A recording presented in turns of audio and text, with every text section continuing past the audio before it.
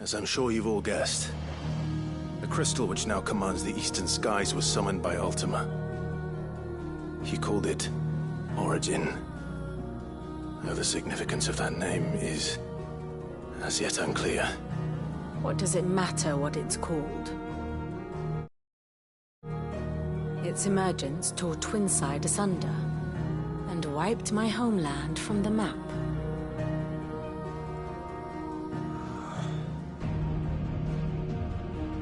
Mention of the Dominion spires can be found in the oldest of Valisthian records.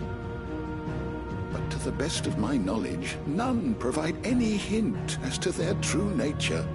That they would prove the horns of some slumbering demon. Well... The Dominion's demise was at least quick. Elsewhere, the Republican army cannot hope to contain the chaos engulfing Randalar. Canva is in flames, and the Empire. Our allies are crying out for answers. I've sent the Cursebreakers to give them what assurances we can, but right now that amounts to fuck all. They wouldn't be able to stop what the skies have started in any case. People here and across the realm grow sicker with every passing day. Could it be that this new Mother Crystal is like the others? That it draws upon the land's ether? It certainly looked that way from stone here. If that were true, it would explain the hastening spread of the Blight since the crystal's appearance. Would it not? And as the land's ether slowly rises to the surface, it pools, corrupting all who cannot channel its energies. Archay above, ether floods below, and in the middle, here we languish, hopelessly entrapped.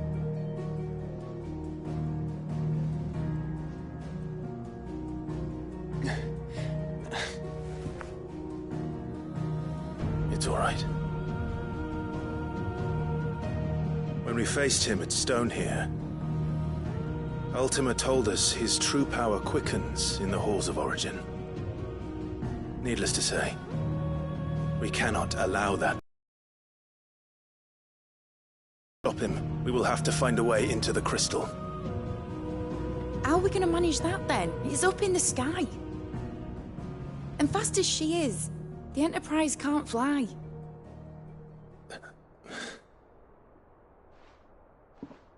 It's a lot to take in, and I reckon we'd all benefit from some time to clear our heads.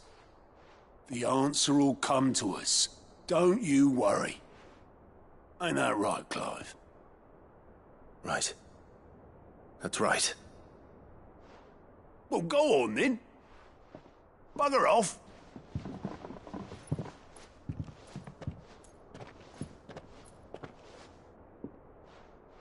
Same goes for you, Clive.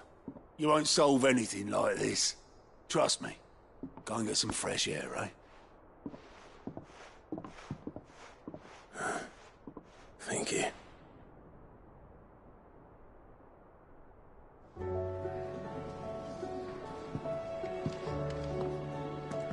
Joshua seemed upset.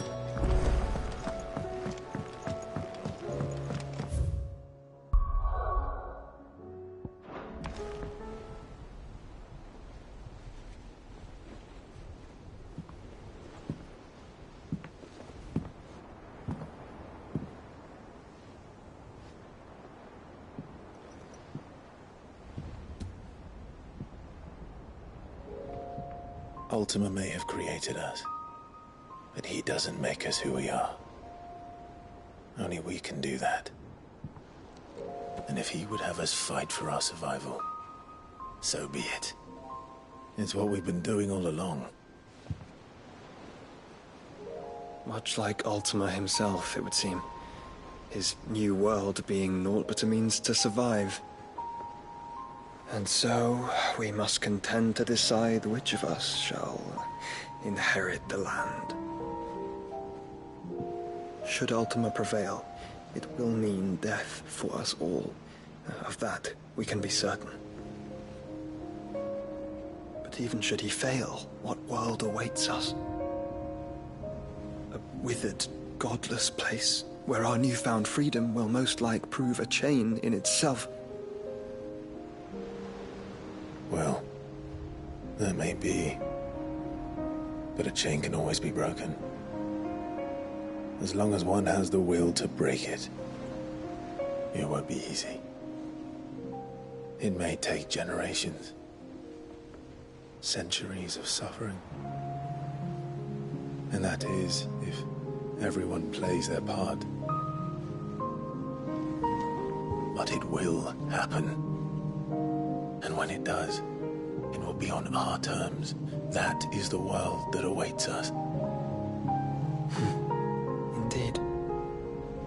And what better world could one wish for?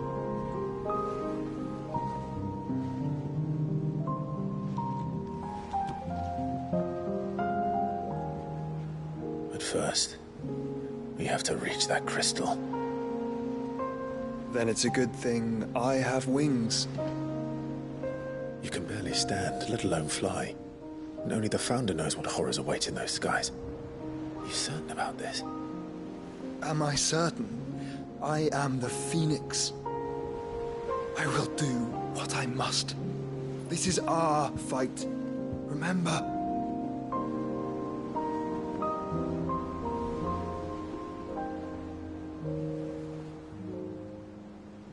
All right. I yield. But only what you must, yes? I'm still your sworn shield. That you are. And what of my wings? Lest you forget, you go to stand against a god. I would not have you succumb to fatigue before the fight begins.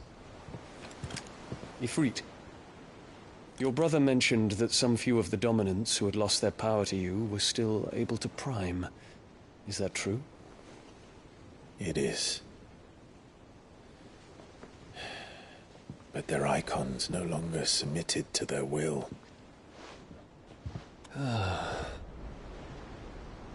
Then mine will have to be stronger. That you both might save your strength for the battle to come. You don't have to do this. If you do, there's a chance you might lose all you have left. And what have I but regret? My life ended in the Dominion. I fear death no more. Besides, I would have words with Ultima. He has much to answer for.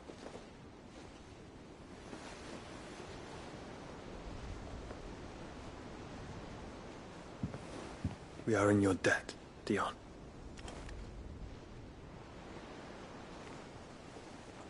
We can speak of debts when this is over.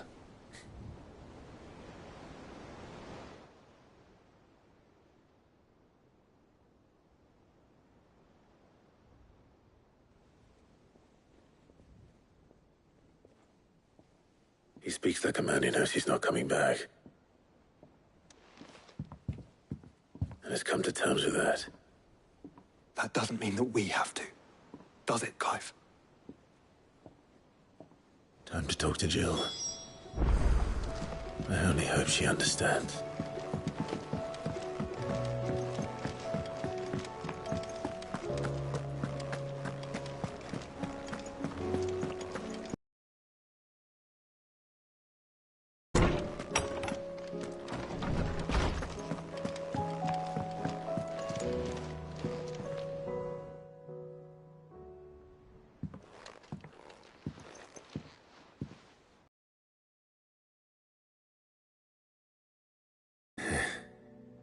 That might not be such a bad idea. This is it, Jill. You know what I have to do. Why I have to do it. There's no turning back now.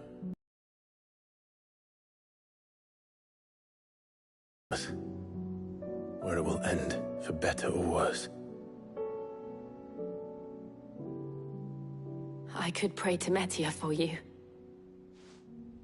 But you'll be all right, won't you, Clive? You always are. I did promise we'd watch the moon together. I'll be waiting.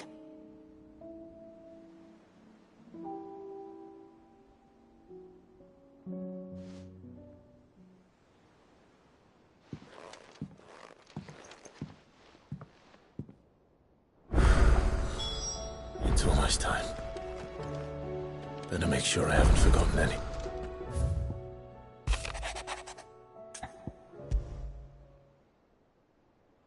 Something tells me this is no mere adventure story.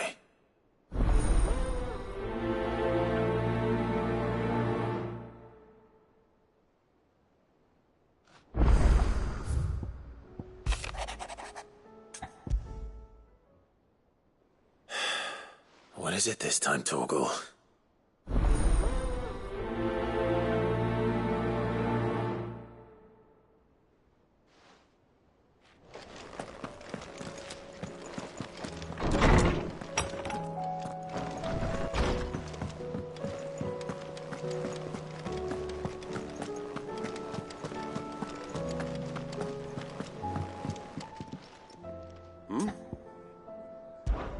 Clive, my boy! Rutherford informs me that we owe you our thanks. Hadn't intended for you to get involved, but such are the times we live in, huh? I would have done the same for anyone else. You're far too modest, Clive. You'd make a terrible nobleman. But tell me, is the realm truly in as dire a state as Rutherford suggests? From what little I saw, you were right to be worried. I suppose I should have expected the worst. But I was rather hoping the great and good of the realm might have things a little more under control. Alas, it seems that firm leadership is in short supply these days, and without it, the people are bound to lose their way. We must move quickly. But where do we start? True, the challenges that face us are many. But in my estimation, there are two key areas to be addressed before any other. The realm's armies and her larders. As you've seen firsthand, it's every man and woman for themselves out there. Certain cities have banded together to try and maintain some semblance of order, yes, but such cases are few and far between. And yet, the only remedy for the chaos that faces us is unity. A unity that transcends even the borders laid down by our ancestors. In short, if Storm does not stand together, she will fall apart. But how would one even begin to unite the realm? The armies, my boy. As I told you already, we begin by restoring order among the ranks of those sworn to maintain it. Sadly, I doubt I could convince even the lowliest gaggle of privates to dig a latrine together. But I do know someone the High Commanders have been known to listen to on occasion. Field Marshal Eugen Havel. I thought he was retired. He was, until an Akashic army tore through Randalar and killed most of the rank and file. There is no man alive more capable. Literally.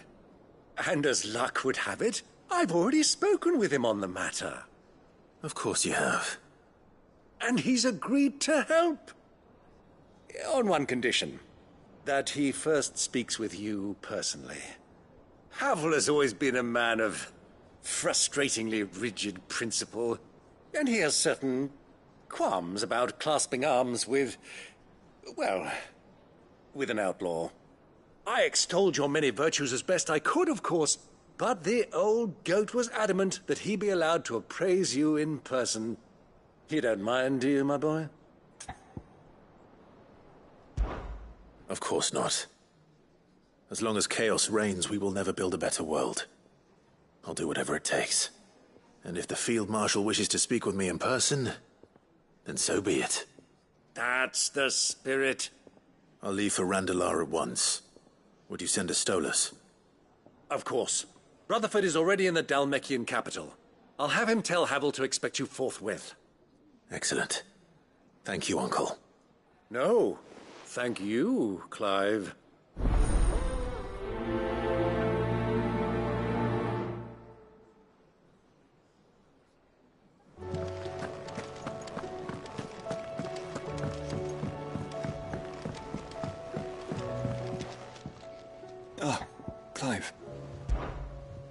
Joshua, what's wrong? And don't say nothing. It's... nothing. I've received word from Cyril. The Undying have found Father's will. Or something akin to it. His will? How? And where? In the crypt, beneath Rosalith Castle. After Kupka was kind enough to drive out the Imperials, the Undying took the opportunity to recover what relics of the Duchy yet remained. And in the process of doing so, they found a letter from Father. I'm surprised anything survived down there. Cyril asked that I join him in Tabor at my convenience.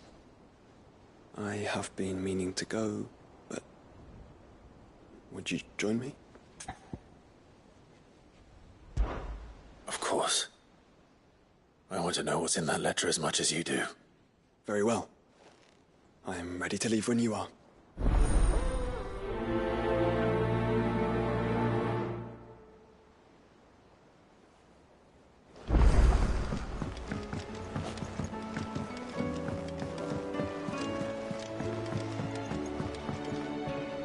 Sid, do you have a moment? By all means. It's my old master. Seems there's no escaping her. She found some way to send me a letter. And something else. Records from a Waluda prison. Seems they were keeping a lot of bearers there. How did she come by such a thing? Finding bearers always was her strong point. And it seems the cells of Balmung Dark are full of them. Foreign captives, the masterless. Bearers no one would miss. And even better for her, bearers with no one to look after them. When ether started lapping at the walls, the jailers fled. Leaving the bearers to be liberated by whoever happened to come along next. Sid, I'd like to believe that I've earned your trust by now.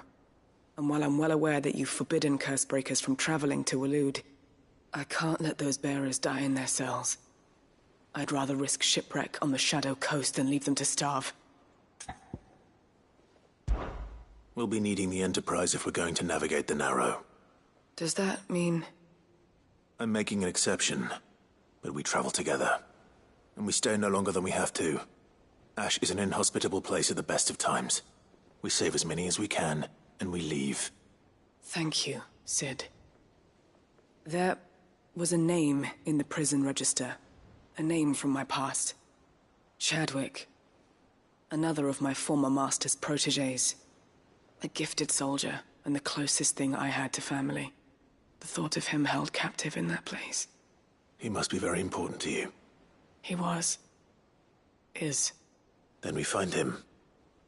The entrance to the prison lies in the shadow of Ravenwit Walls, just beyond the portcullis. We should head there as quickly as we can. I only pray there are still bearers alive to save. As do I, Doris.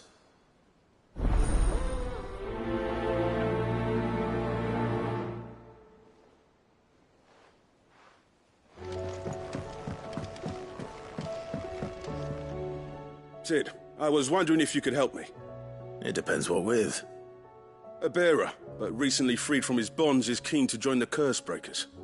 As you know, the work we do is not easy, which is why we test every volunteer's suitability.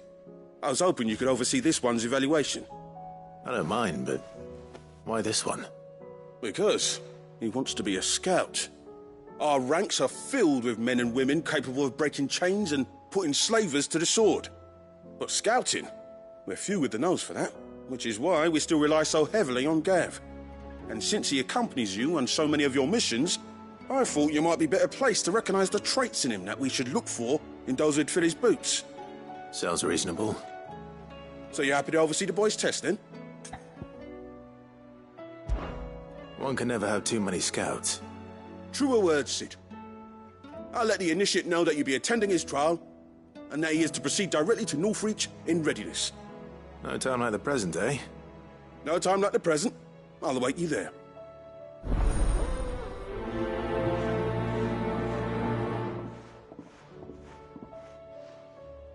Northreach.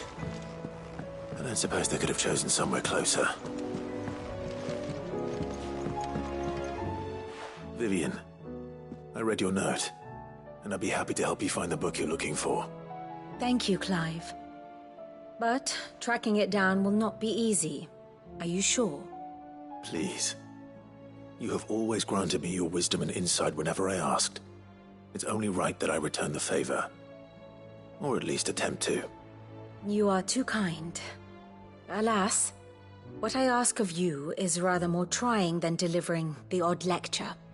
I spoke with Harpocrates to see if he had any inkling as to where another copy might be found, but... But perhaps it is best that you hear the details from him. If you say so. Forgive me, Clive, for asking this of you. But this book, it set me on the path to becoming who I am today. Its importance cannot be overstated.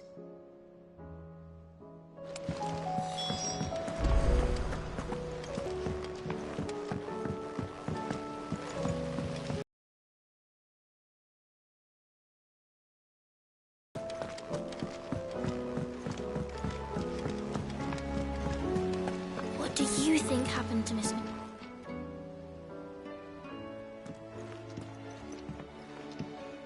Sid, you have to help us. With what? You didn't take apart another of Mid's contraptions, did you? No. Well, yes. But that's not what we want to talk to you about. It's Miss Mididol. She's been acting strange. Very strange. She's barely ever around. When she is, she acts like we aren't even there. Her head's in a crowd. In the clouds. That's what I said. In the clouds. Well, she does have a lot on her mind. When did you last see her? Not long ago. Right after she got back from saving you from Stoneir. Then it's probably just about the Enterprise. It did take quite a battering on the way there and back. You didn't break it, did you, Sid? You really should be more careful around Miss Mididol's inventions. Oh, don't listen to her. Even if you did break the Enterprise, you could put it back together, couldn't you? But who's gonna put Miss Mididol back together? She seems really sad. Why don't I go and see if I can cheer her up? You do that? For us? She's in her dungeon. Don't scare him. It's not a real dungeon. Thanks for the warning.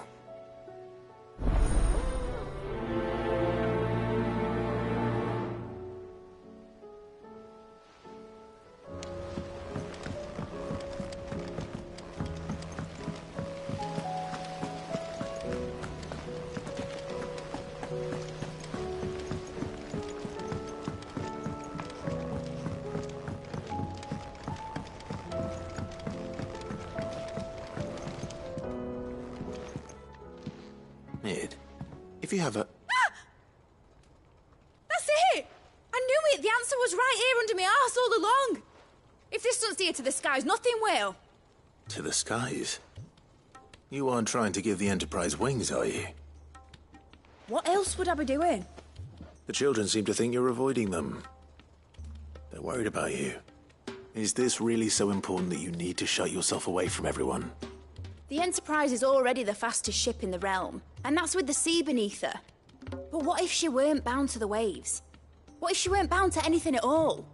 It's not fair. The gods get the skies all to themselves, so I'm gonna do something about it. The Fallen had their chance, but they relied too much on magic. And see where that got them? But not me. I've discovered how to do it without. Well, almost. First I need to make a prototype.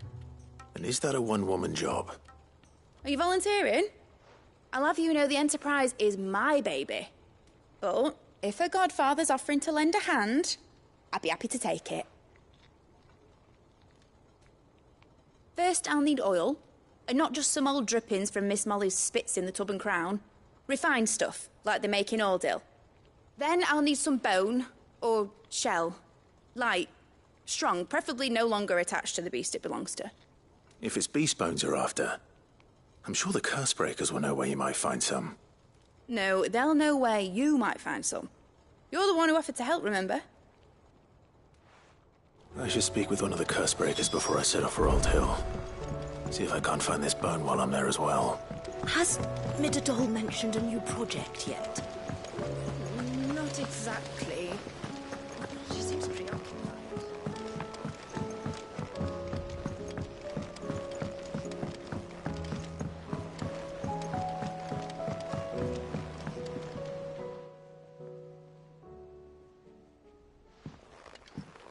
Pining for something, boy? What is it? What do you see out there?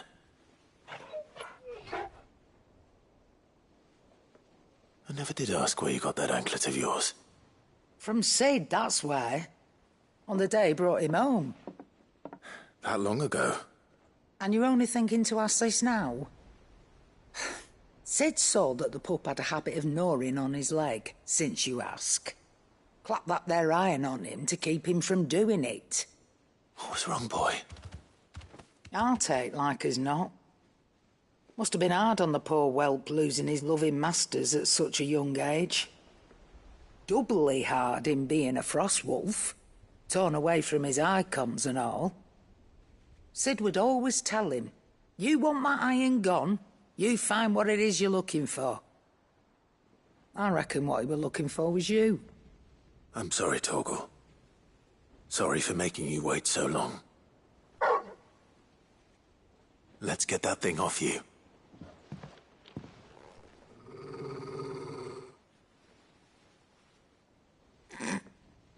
Doesn't sound like he wants it off. Indeed. You miss Sid as much as the rest of us, don't you?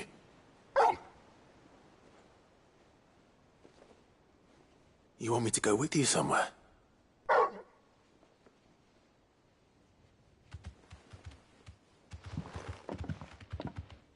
Quick, aren't you? Glad you've been paying attention. Not nearly as much as you have, Lady Karen. Aye, good thing and all. It's not like Gav would have kept him in nuts and rubbed his belly these past 10 summers. Your kindness is appreciated. You've been a good friend to him. Only because he doesn't talk back like the rest of you. Go on now.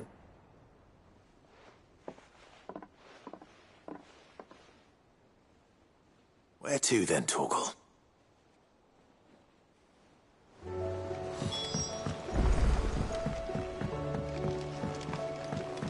Say what you will, Lady Karen has seen herself.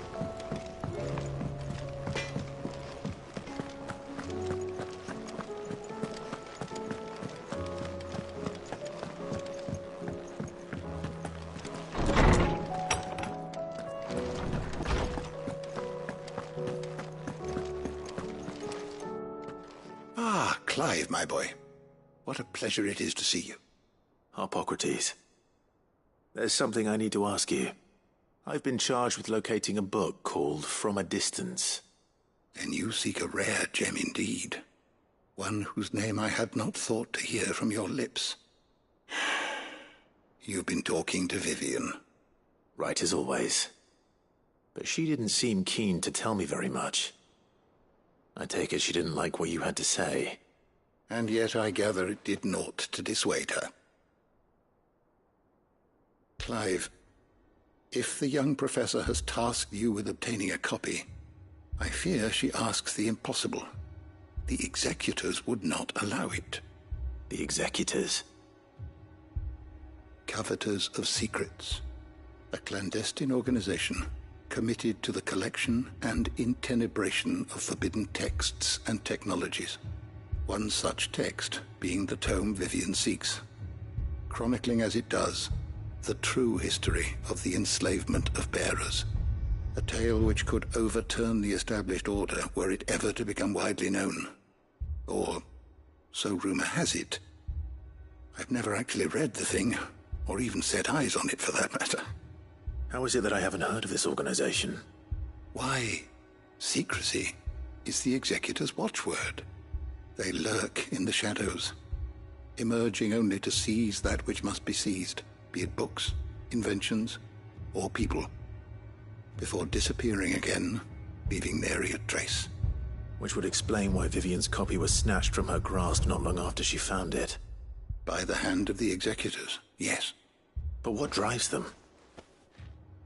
Self-interest or ideology? Fine question.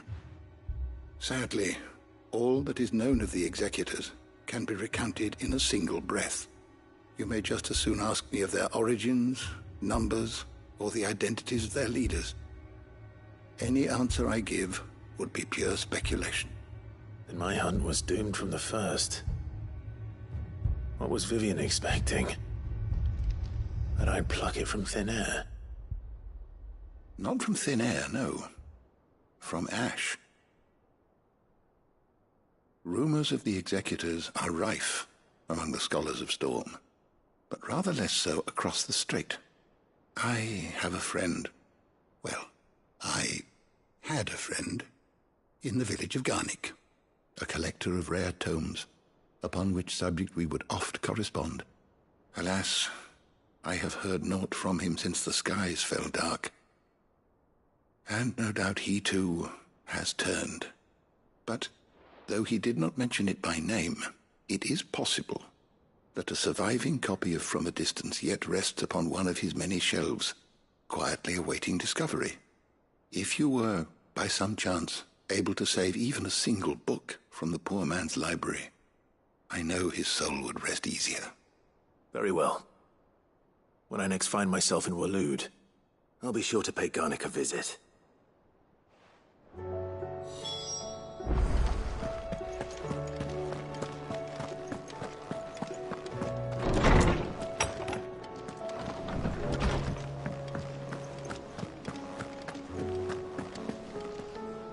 All right, Torgal.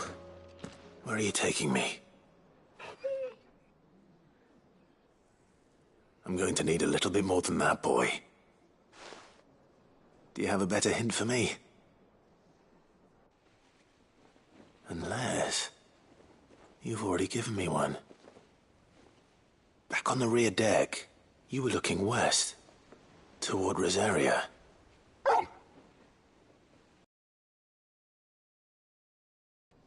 Why don't we try the rookery?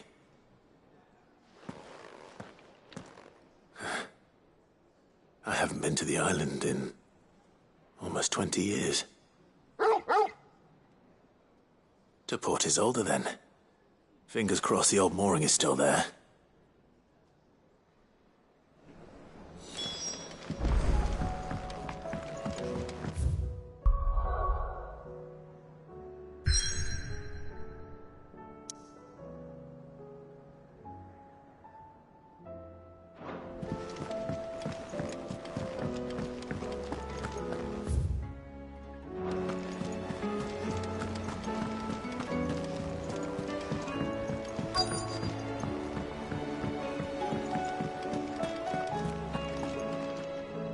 All right, Sid.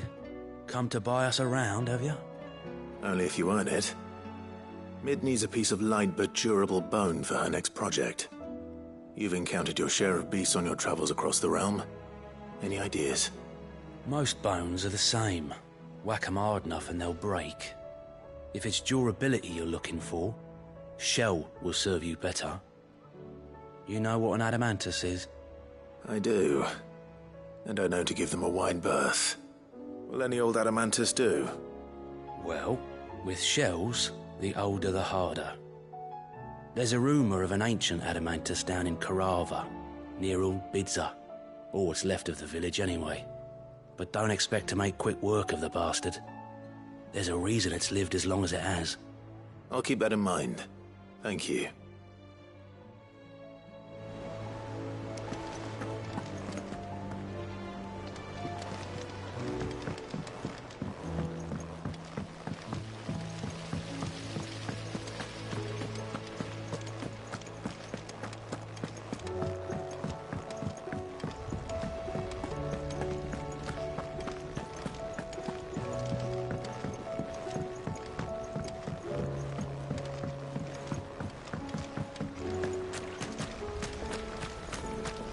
So there's a new mother. Fussing over it won't see the hens fed. Do you suppose it's magic keeping the thing afloat?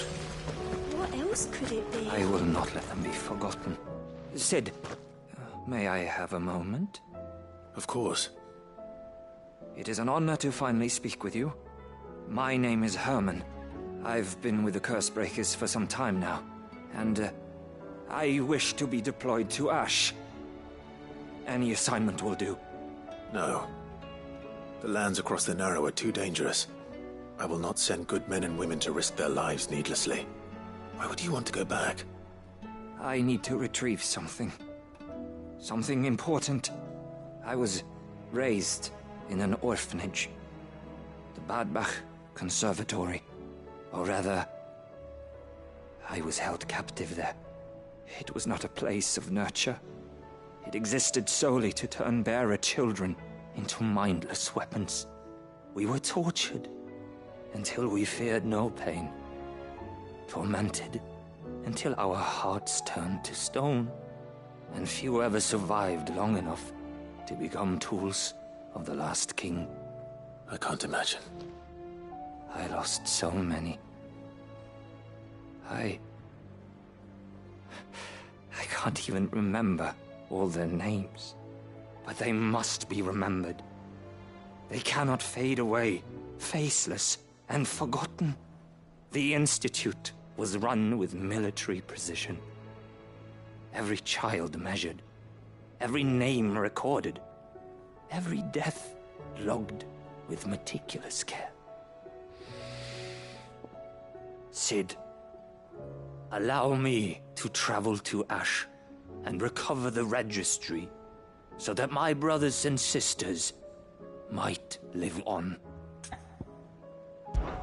You were a good friend, Herman. But the fact remains that Ash is simply too dangerous. Cid, please. Even should it cost me my life. Too dangerous for you, Herman. But not for me. I'll go to Bad Bach and find the registry. You will? I won't let you risk your life. I don't know how to thank you.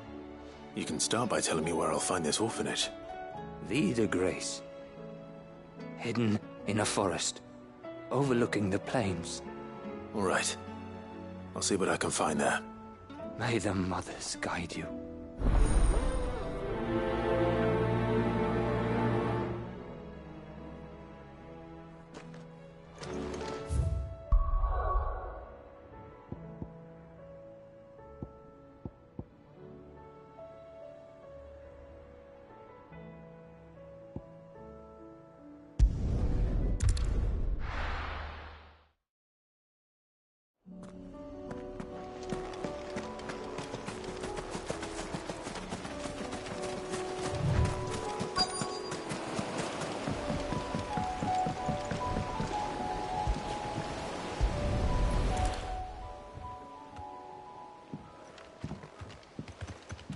It's still here.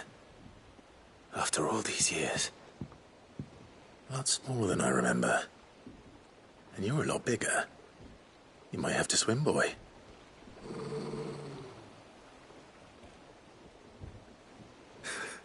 I wasn't being serious. You two go on without me. I doubt that boat will hold a third. If you're sure, we won't be long. Hop in, boy.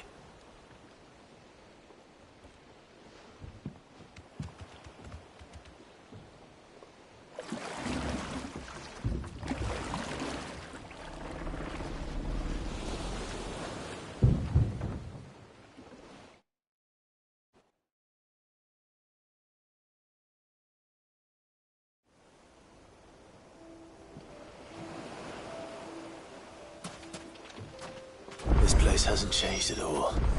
The rookery's right through those trees. Come on. Race you there? I bet I could still beat you.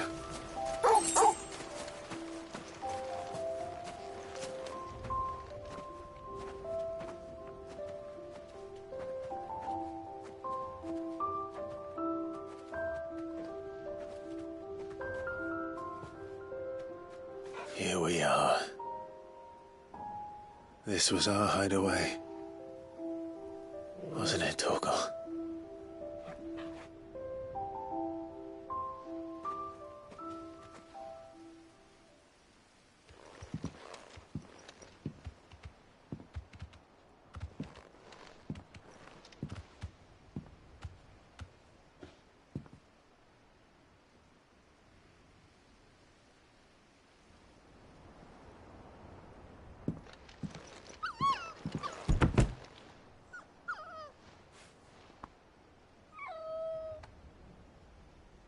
Coming here helped me to forget who I was.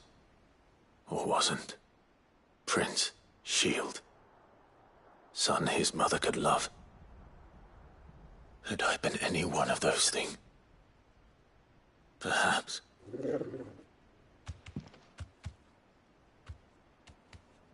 What is it, boy?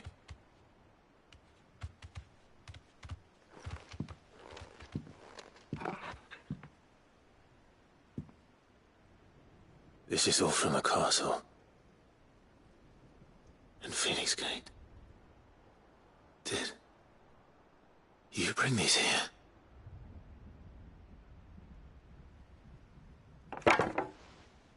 My sparring sword.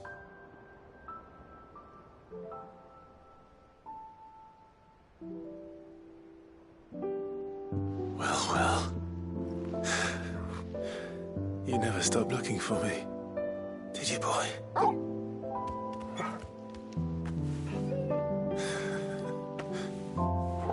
Thank you, Torgal,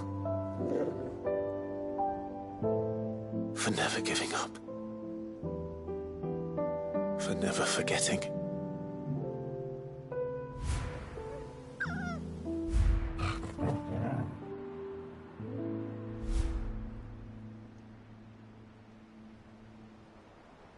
Let's take this with us, shall we? So I don't forget either.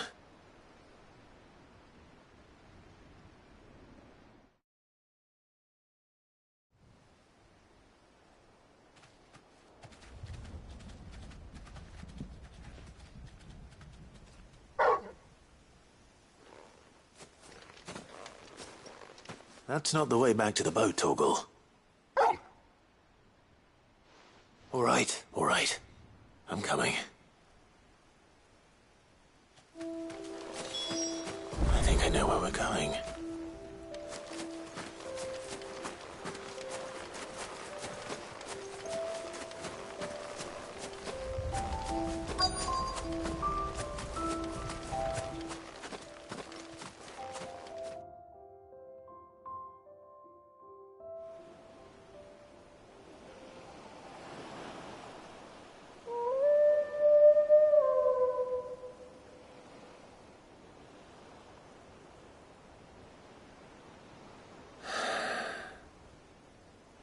People always talk about the importance of putting the past behind you.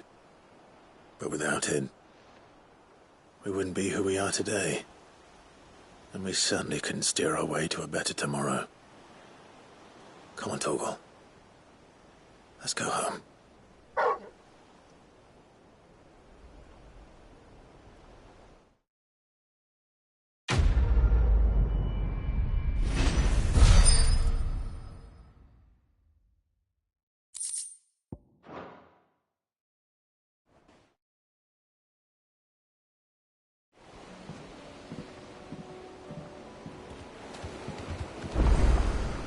Sorry for the wait. We're ready.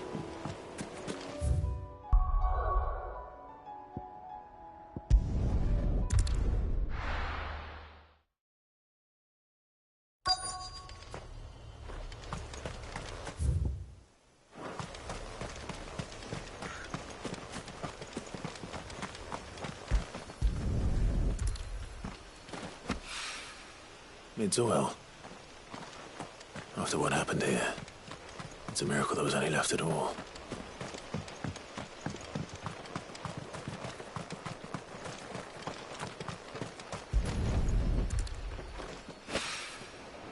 This should be enough.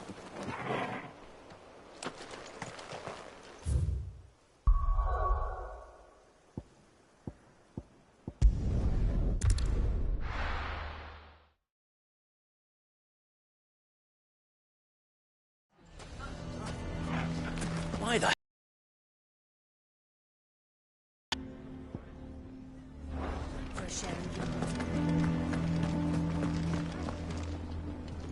Here to help me pack? Thanks, but I'll be traveling light. I'm almost finished already, in fact. You're really going to go through with this, then? I am. But before I go, there is one small issue I'd like your assistance with. Well, two, in fact. If it's within my power to help you, I will.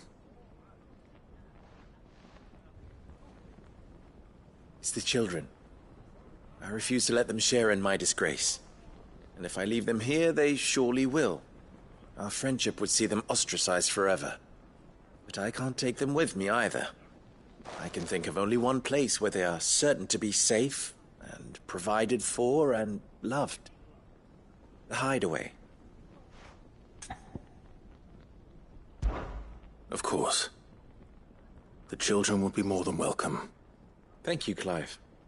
I will not forget this. Lubor, are you still here? What is it, Ferda? You look pale. There's been a flood in the Velcroy, a damn big one. The League of Outlaws encampment was completely submerged in ether. What? Every last one of the bastards has turned. And they're headed this way. Bandits are one thing, but Akashic bandits are quite another. The town guard won't stand a chance against them. We need to evacuate. There's no time to lose. Ferda, gather the men.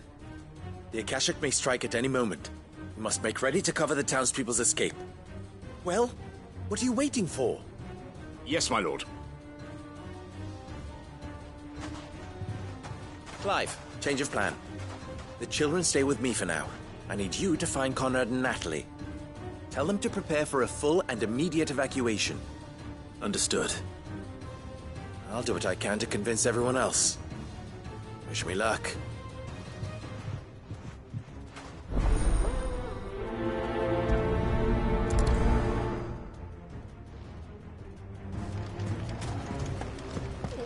You have to listen to me. They're coming. Why do they always have to make such a fuss outside? Ah, it's you. What do you want, Lord Underhill? To pass on an important message. There's been an ether flood out in the Velcroy. The camp where the so-called League of Outlaws were gathering has been swallowed. They're no longer just bandits. They're Akashic now, and they could be here at any moment. You need to begin preparing for a full-scale evacuation right away. Oh, do we? And who was it who gave you this disturbing news, might I ask? Lubor, perhaps? The man spreading the same poison out in the square as we speak.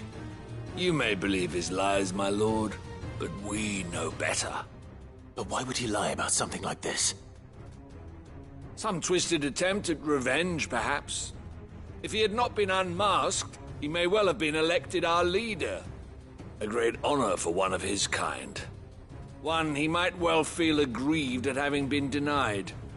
Lord Underhill, forgive me, but it has become all too evident where your sympathies lie. Lubor cannot be trusted, and neither, therefore, can you. You may not trust me, but for the sake of your people, ask yourselves if there is any chance that this is true. There isn't. You can be certain of that. Now be off with you. You're making a mistake. Come, Clive. If our words will not move them, then we must find another way to help save the town. You're right. Let's speak to Lord Ferda. I think we'd better shut up. What's Lubor raving about now?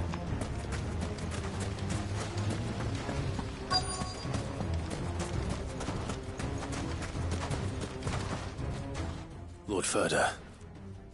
Sid, what's wrong? I went to warn Conrad and Natalie about the Akashic, but they wouldn't listen. They've convinced themselves that nothing Lubor says can be trusted. The bloody fools. Which means the town guard can't be counted on for support. But I can. If there's anything I can do to help you defend Dalamil, you only have to ask. I appreciate it. Sid! Ferda! I've been looking for you everywhere. Victor? I thought you'd left. I couldn't abandon a friend in need. And Lubor is in need at this very moment. Come quickly.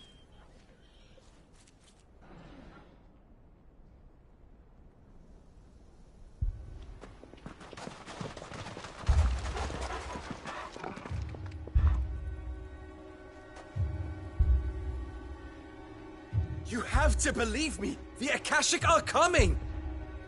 They don't eat, they don't sleep, they don't tire, and they don't care who they kill.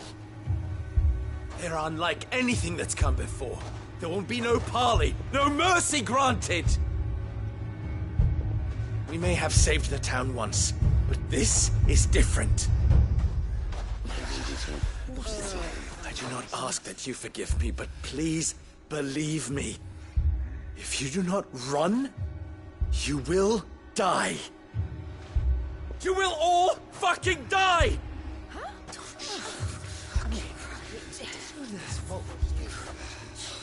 You'd like that, wouldn't you, bearer? Yeah, with us out of the way, your kind will be free to claim Dalamil for yourselves. You should run! Run, bearer! Yeah, run! Run! Far away! Run! Just go! Yeah. Yeah. Yes! Go! Go on, then. Go on! Go! Just go. Lubor. Wait. Someone's coming. Go. Stop! You're hurting him!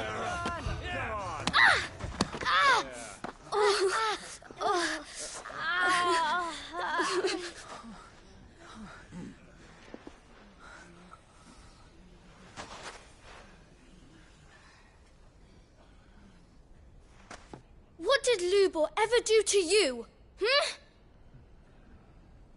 He solves all your stupid problems, and he keeps all of you safe. You know there's nothing he wouldn't do for this town. Who was it who made that cleaver you use every day, Conrad? And what about your counting table, Natalie? Who fixed that? Whose men make sure the streets are clean so all your boots don't get dirty? Who spends all day, every day making sure things run smoothly around here? And none of you ever say thank you. Ever. But did Lubor ever complain? Well, does he ever stop smiling? He keeps this whole place going. And you act like it doesn't even exist.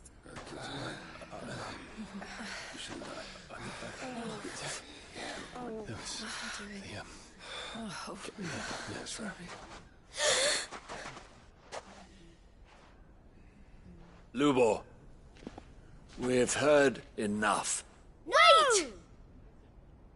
We will not run. The town guard will not abandon the very place it is sworn to protect. And I will not give up for lost the stores that we labored so hard to fill.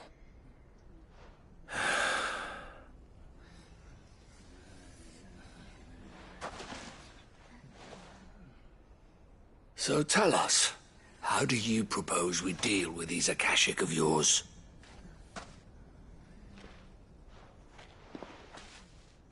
We won't run, but we will fight. All right, then.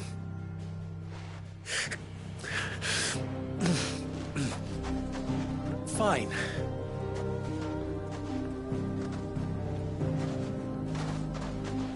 Gather round if you don't want to die.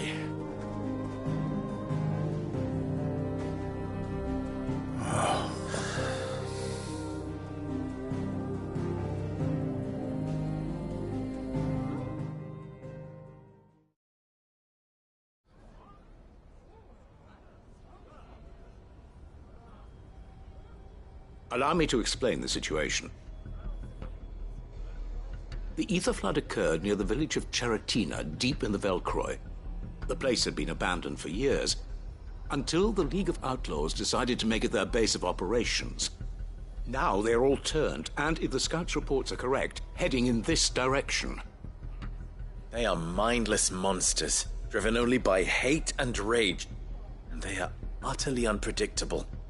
With the bandits, we at least knew how and where they were likely to attack. When these creatures come, Dalamil will have the bitterest fight it has ever faced on its hands. The town guard will muster at the north gate. The rest of us will take the south. Both forces will provide men to serve as scouts and messengers, ready to spread word of the size and nature of the Akashic Force as soon as it is spotted.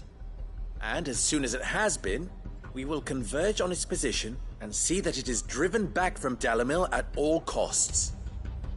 Conrad, can I count on the support of the town guard? Always.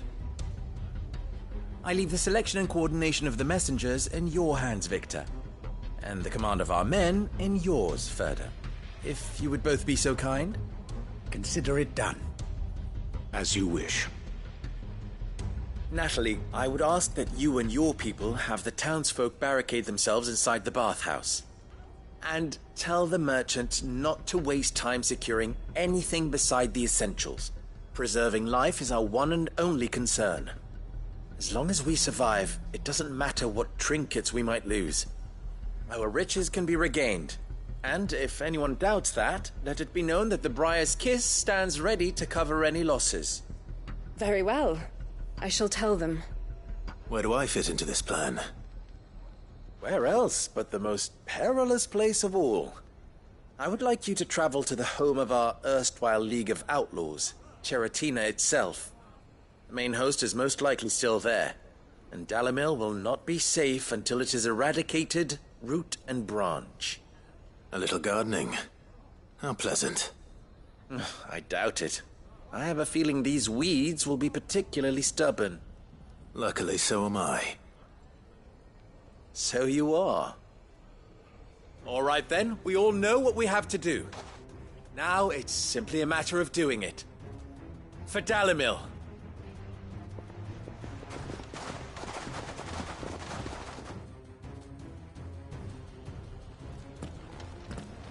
Looks like everyone's ready. I'd better not keep them waiting.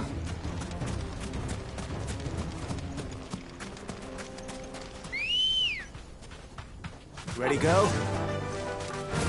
Good. Any man sighting an Akashic is to raise the alarm.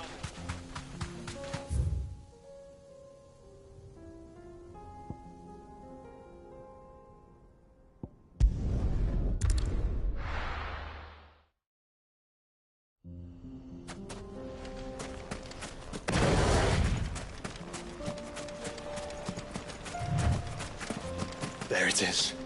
The flood. But what's waiting for us inside?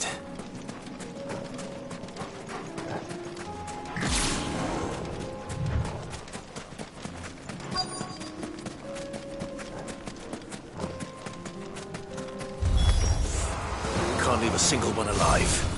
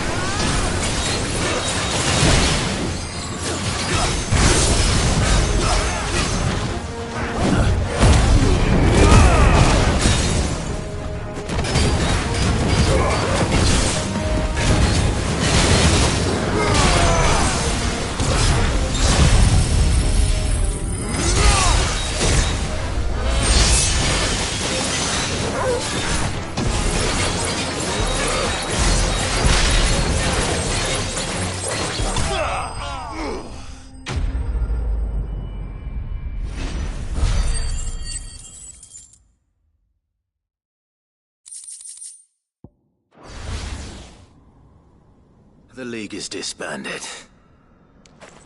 I should get back to Dalimil and see how the others fared.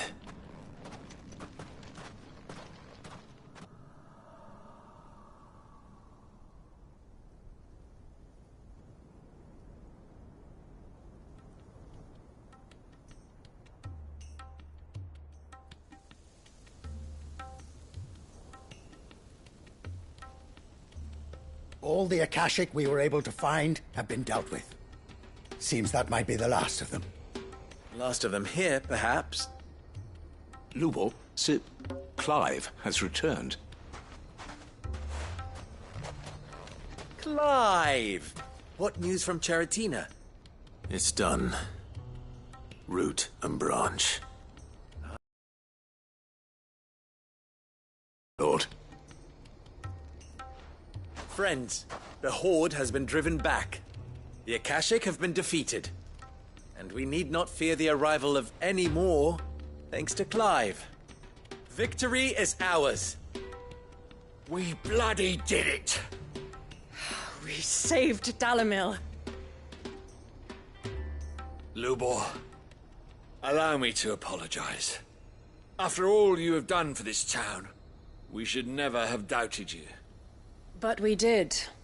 And for that we are truly sorry. We only hope that you can forgive us. We need you, Lubor. Dalimil needs you. So, if you would still like to be considered for the position of mayor, you have our backing. You do remember that I'm a bearer, don't you? We do. But that is not a stain on your character. It is a stain on ours. We thought only of what we perceived bearers to be, not what you truly are. The man who saved Dalimil twice over. I see. But I will only accept your proposal on 2 conditions. Name them. Firstly, that you will both do everything in your power to rally your people to my cause. If the Town Guard and the Merchants League do not accept my leadership, it will be doomed from the start. Unity is the key to defending Dalimil, and I do not doubt that we shall need to call on our combined strength again. When that time comes, I will expect us all to pull together, just as we did today. Of course. You have our word. And secondly, you will accept that if I am to lead you, the mistreatment of bearers must end here in Dalimil. Any bearer within our walls shall be afforded the same rights as any other citizen. They will not be judged by what they are, but who they are. As we failed to do, and came so close to losing everything. We agree to your conditions. And we have only one in return. That you continue to work for the good of Dalimil, as you always have. Condition accepted. Well then, it seems my mayorship is all but confirmed. Do I get some sort of special hat?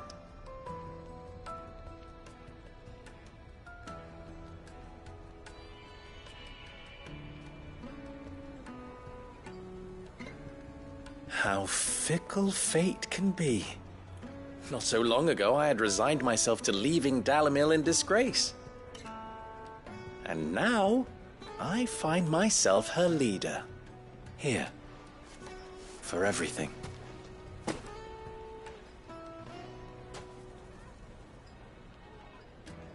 Lubo.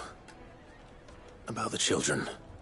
Fear not. You are, of course, relieved of your responsibility. I would sooner face another horde of Akashic than see them brought up as outlaws. I'll make sure they're safe here. I don't doubt that you will. And not just the children, but everyone in Dalimil. I'll do my best. Can't have all your hard work going to waste.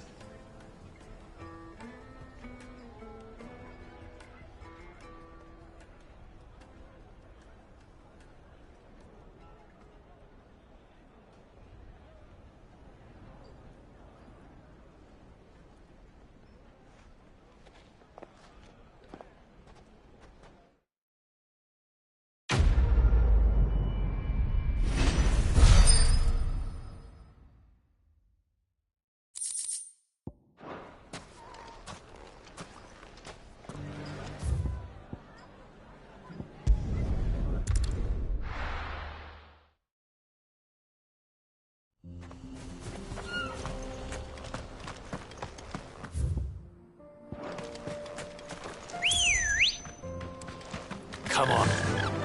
Yeah!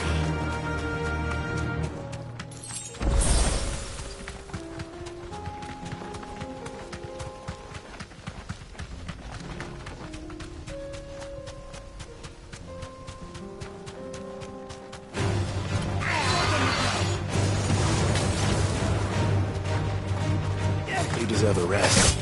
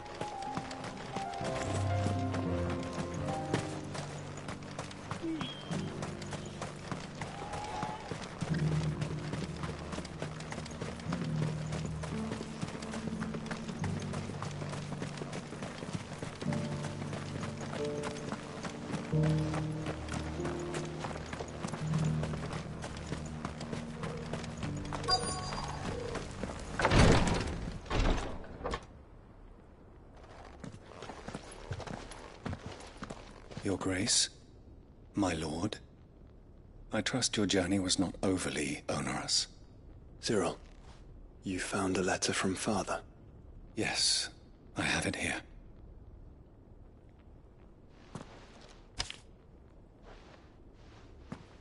If you would do us the honor, my lord.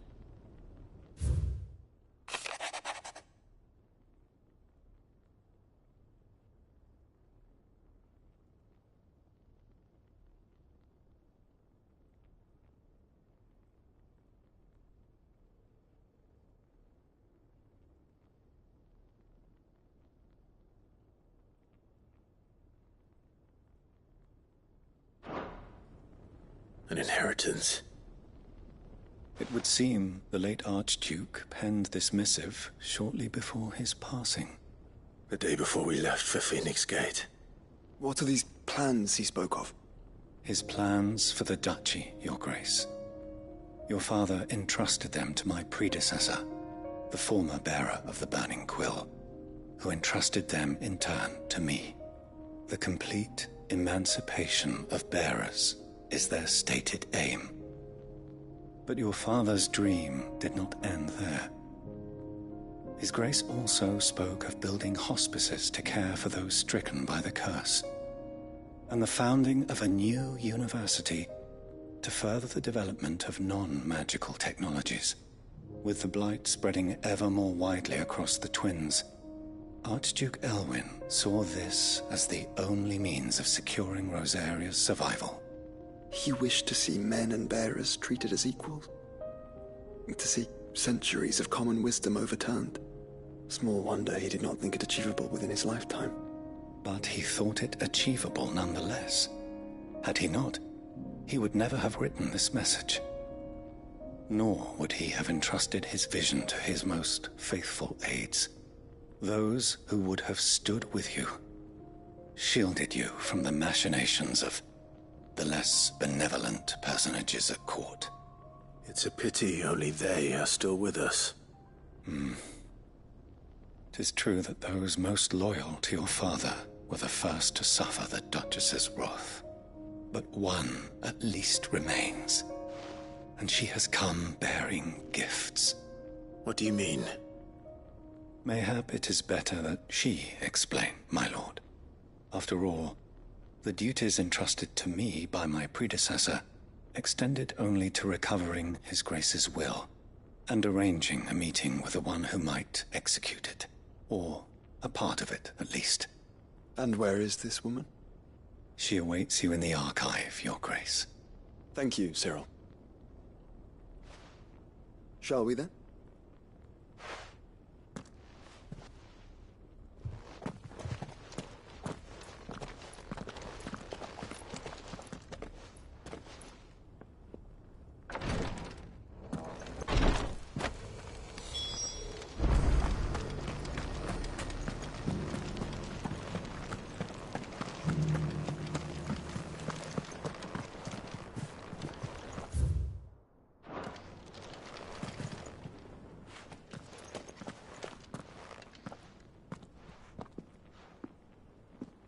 My lord, Your Grace. I hardly recognize you. I am Goditha, retainer of House Rosfield, loyal servant to the Phoenix and his shields. Your father, the Archduke Elwyn, entrusted me with the delivery of a gift. I only hope you can forgive my tardiness in bringing it to you. Lift up your head, Lady Goditha. You have our gratitude for your service to our house and to our father. I merely did my duty, as any proud Rosarian would. My lady. Perhaps you could explain a little more? What exactly is the gift you bring? As I'm sure you know, it has long been the custom for the children of House Rosfield to be presented with certain keepsakes upon their coming of age. Indeed it has. Our father often spoke of the day when our turn would come. And had he lived to see it, he would have presented you with the treasures I bear. Matching armbands for you both. Alas, he did not live. Indeed, he was taken from us even before they could be completed. He had intended to claim the Heartstone with which each armband was to be finished himself, but it was not to be. And his gifts remain incomplete. I see. It saddens me to bring them before you, as they are. It was your father's wish that you be presented with the finished articles, not these works in progress. But with His Grace long since gone, and the stone left unclaimed, I had little choice. You are grown men now, and his house is yours. And while I would not presume to insist upon your claiming the Heartstone in his stead, I know that nothing would have pleased him more than for you to do so. Thank you, Lady Goditha. What say you, Clive? What else? Of course, my lady. May our father's will be done. Oh, I am much obliged. Do you know where we might find this Heartstone, my lady? I do. Though it may be a matter of a good deal more than simply happening upon it. It is found in the bellies of elder griffins, you see. We do at least know where to find one. A certain specimen has made its nest in Titan's Wake, not far from here. A certain specimen? You are most perceptive, Your Grace. In answer to your unspoken question, yes. In fact, this is the very same beast your father meant to slay. I have been tracking its movements since you were but a boy. Were you to slay it in his stead, as men of House Rosfield, it would surely make your father proud. What say you, Joshua? What else?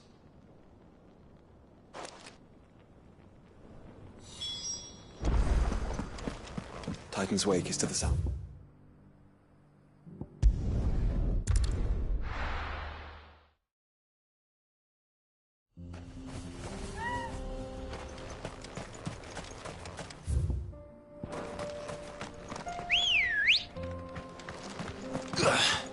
Ready, go? Faster!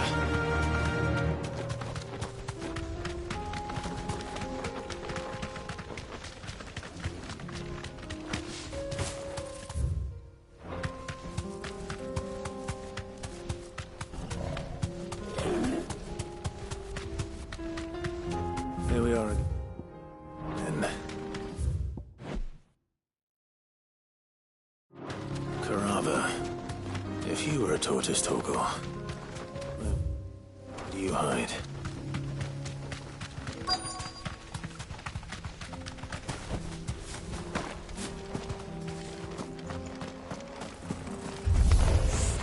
It looks like we found him.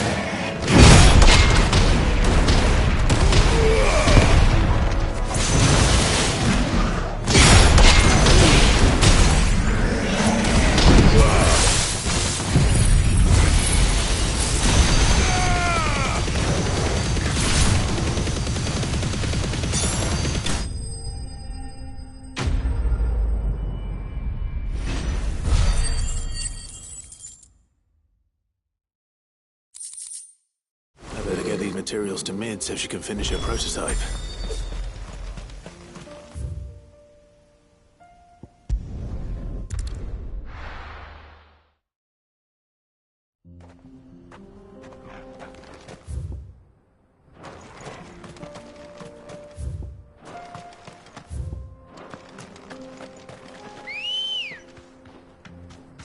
Good girl.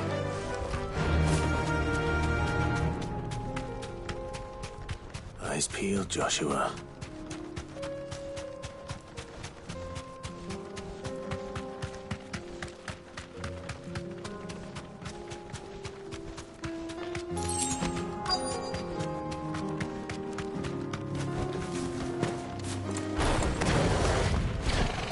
There it is. The House Rosfield.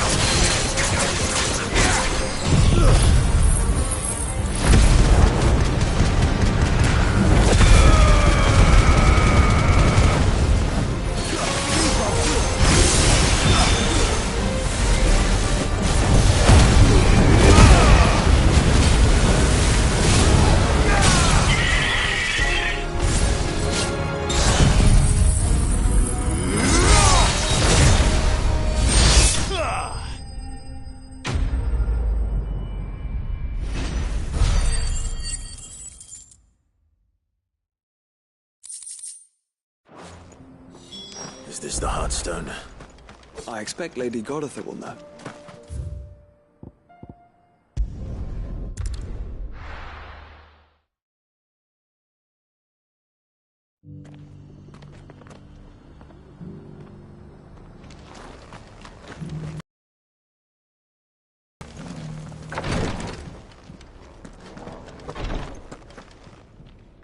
Lord Marquis, if you have a moment. What is it, Cyril? One of our brethren lately journeyed across the strait in order to pursue a new avenue of inquiry in our ongoing investigation. He sent an owl some while ago, but we have heard naught from him since. Was he surveying another fallen ruin? No. The object of his study was a savior cult that has arisen in Ash in recent years. We believe it may have some connection to the Circle of Malleus, an ancient religion that worshipped Ultima as its god. By gaining an understanding of this new faith, we hoped to learn more of the Circle's original beliefs. And so you sent one of your brothers to Ash, a continent teeming with orcs and Akashic. Fully cognizant of the risks, yes. I entrusted the mission to one of the most able of our order, the Third Chair, a master of the arts of combat and survival both. Though he has been silent for some days now, I have thus far refrained from sending any others in search of him, lest they be lost in turn. Yet, it seemed only right to inform you of the situation, given your unique experience of the perils of Ash. For as you so earnestly advised me, it would not do to abandon a man to his fate, when he might yet be saved. It would not. But Ash is a big place. Can you be any more specific? Perhaps. The last owl I received from him mentioned a village where he had heard the cult were wont to assemble. Mickleburg was its name. It lies in the southern reaches of Waloed. If aught ill befell him, I expect it did so there.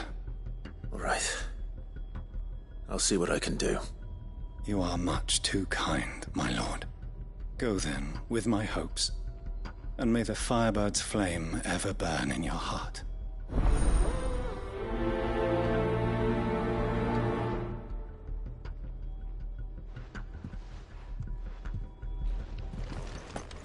If this new faith really is an offshoot of the Circle of Malleus, then... Let's concentrate on finding the Third Chair first, shall we?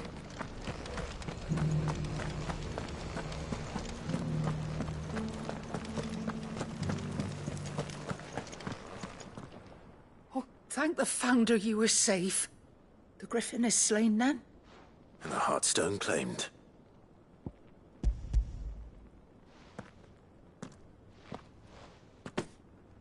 Yes, this radiant luster like frozen flame is just as your father described it. Thank you, my lord. Your grace. Your father would be so proud. Lady Goditha, the lapidary is ready. Thank you, Cyril. I will be with him shortly. If you would excuse me, I shall have the stone cut and set forthwith.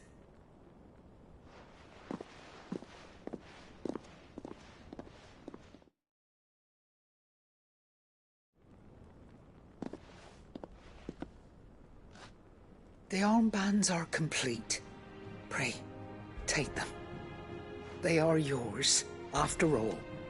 Heartstone is harder and more enduring than garnet, or even ruby.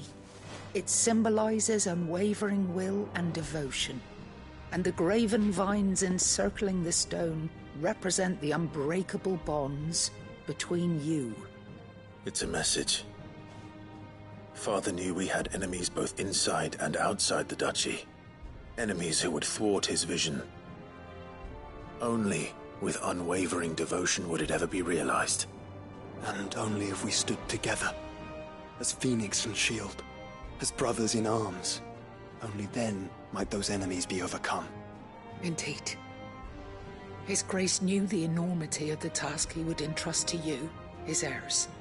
But this was more than just a message. It was a promise. That he would always be with you.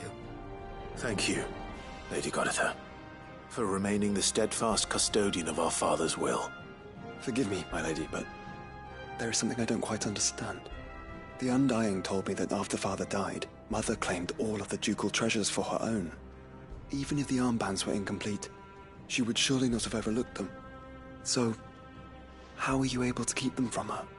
Because I was the keeper of the vault. Though I was but a lowly servant, your father spoke to me of his intentions for the bands, of the deep love he had for both of you, and his hopes for your future. In the days before the disaster at Phoenix Gate, I discovered that the Duchess had ordered her jewellery be sent away from the castle. It was then that I knew she meant to betray us. I tried to warn your father, but it was too late. When word of the fire reached Rosalith, I knew my time was short. So I took up the armbands and I fled into the night. And thank the Founder you did. Yet my duty to your father was in... Not knowing what else to do, I followed the Griffin, thinking I might claim the Heartstone on its passing. And so my pursuit continued, until Lord Cyril appeared before me. He informed me that His Grace's will had been recovered, and that his sons were alive and well. Lady Goditha, on behalf of my father and all the people of Rosaria, I thank you for your loyal service. As do I. Thank you, my lord. Your Grace, for coming back to us, for giving my service meaning.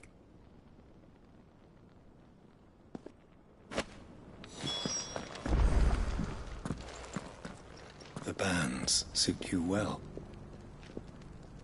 It must be gratifying to finally receive the inheritance that was denied you for so long.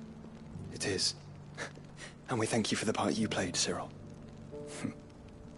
If you would permit me to play my part a little longer, might I suggest that you make your way to your father's memorial atop Hawk's Cry Cliff? Let him see that you have received his blessing, and that his vision lives on in you. I suppose it would be churlish not to. What do you say, Clive? Shall we pay Father a visit? I think we should. I was hoping to be able to offer him my thanks before we left for Origin. Your father's helm is enshrined there. It has been since the day we recovered it from Phoenix Gate. I prithee claim it, for it too is a part of your inheritance, and I do not doubt that your father would prefer it in your hands than perched upon some lonely rock. Thank you, Cyril.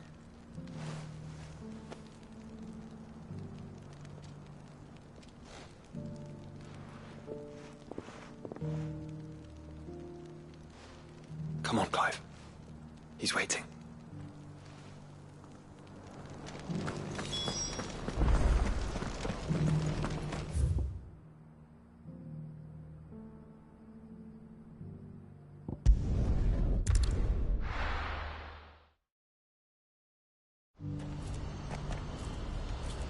Do you see that too?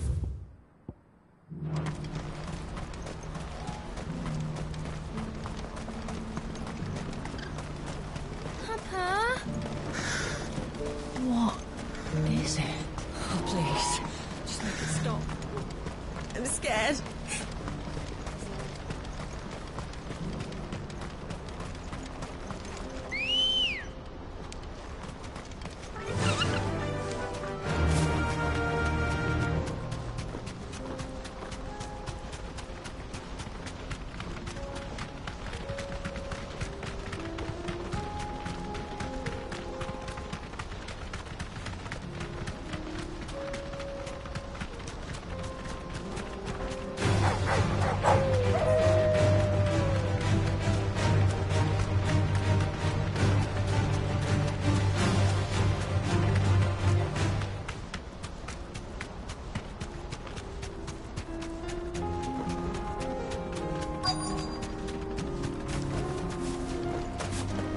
Can't be Rutherford, can it?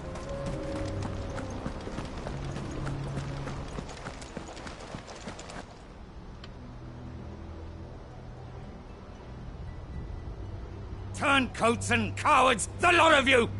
If it's a fight you want, it's a fight you shall have! Allow me. I don't need your... Please, Field Marshal, oblige him. This won't take long. You're right. It won't. Men, finish him.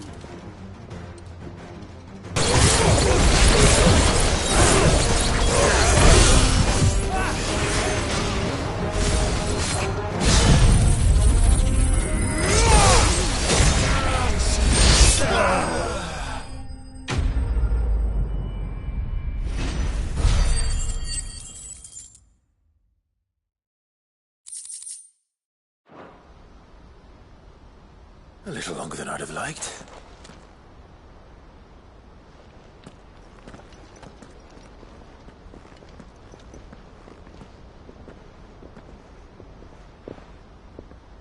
Field Marshal Havel, I presume. Are either of you injured? No, my lord. You arrived just as our escort turned on us. Fucking traitors. I'd heard reports of soldiers in the outlying regions abandoning the oaths they swore. But I hadn't thought the corruption had reached so close to the heart of the Republic. It's a fucking disgrace. Your interfering old bastard of an uncle tried to warn me, of course. My lord Marquis. Or is Sid the Outlaw more to your liking? Call me what you want. It doesn't change who I am, or the urgency of the message I bring. My uncle has a plan to right the realm, and he needs your help to see it through. Before I agree to anything, I'd have you answer one question. What do you stand to gain from all this? I won't deny that I might benefit from further chaos. But I seek a new beginning for all of us. And while the choices I've made may not always have been the right ones, I know I made them for the right reasons. For so long, so many of us have been told how we could live, how we could die, when it should have been our decision all along. Now we have a chance to put things right. But in order to take it, we must stand together. Even if it be beside those with whom we don't see eye to eye.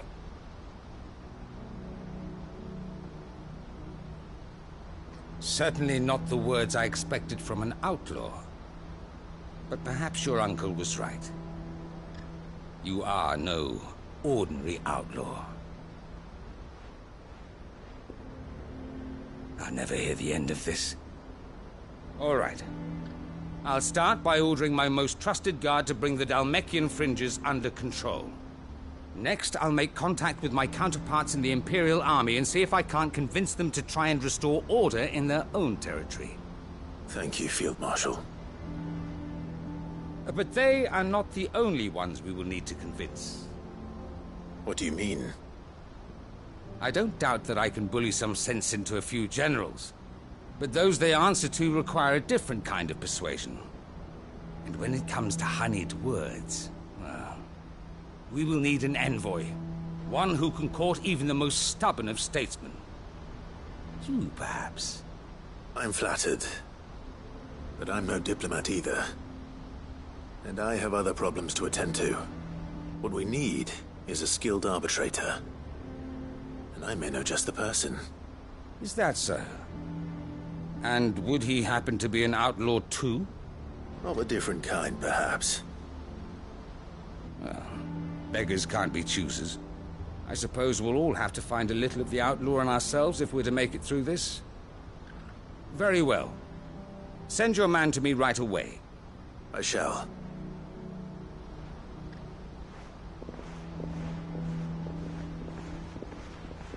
My Lord Marquis.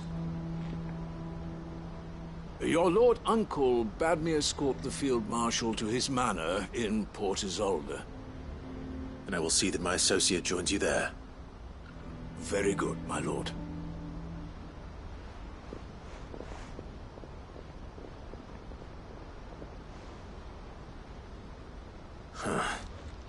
An envoy. I'm not sure I'm the man to talk anyone round. I can barely convince my brother to take his medicine. No. This is a job for someone with experience. Someone like Quentin. I hope I can convince him at least.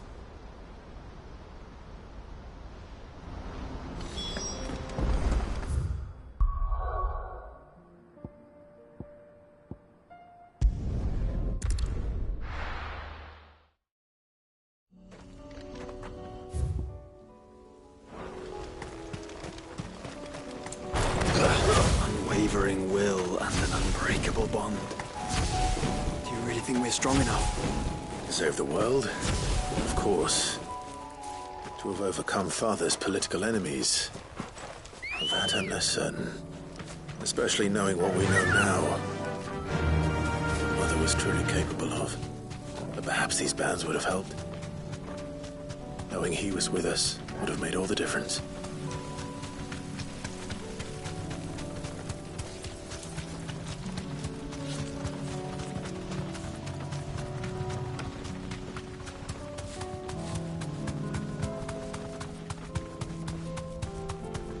It's just back there. Be safe.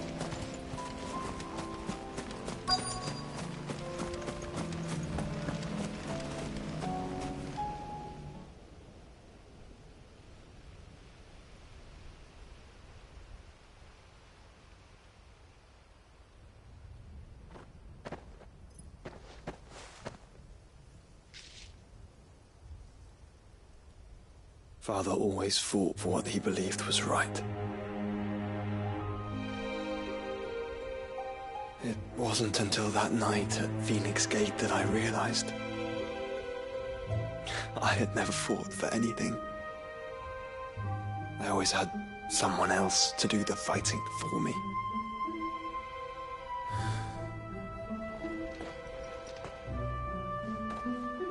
No matter how fate conspired against him, he never lost heart, never looked back, never stopped fighting. To me, he was the greatest of men. And I've been trying to live up to his ideals ever since.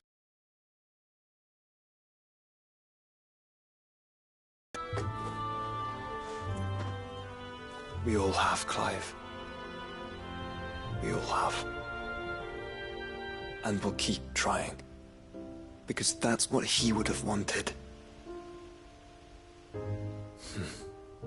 What he would have done himself.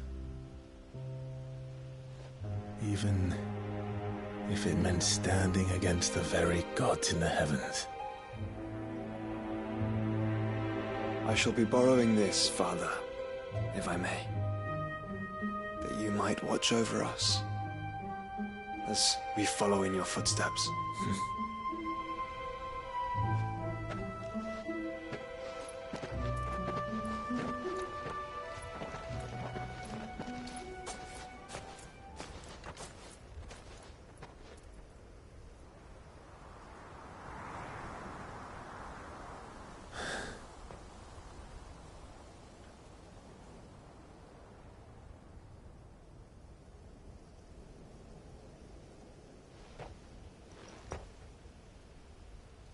We won't lay you down.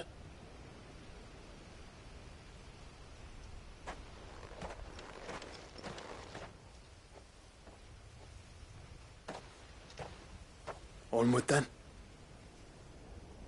Onward. To the end. And to a new beginning.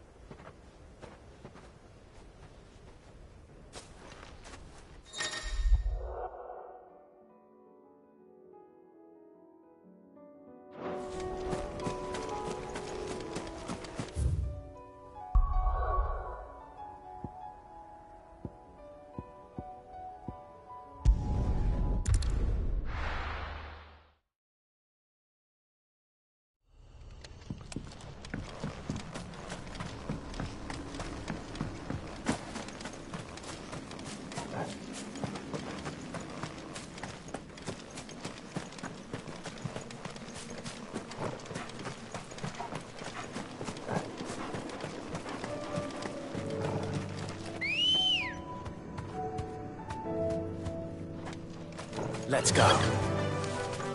Run like the wind.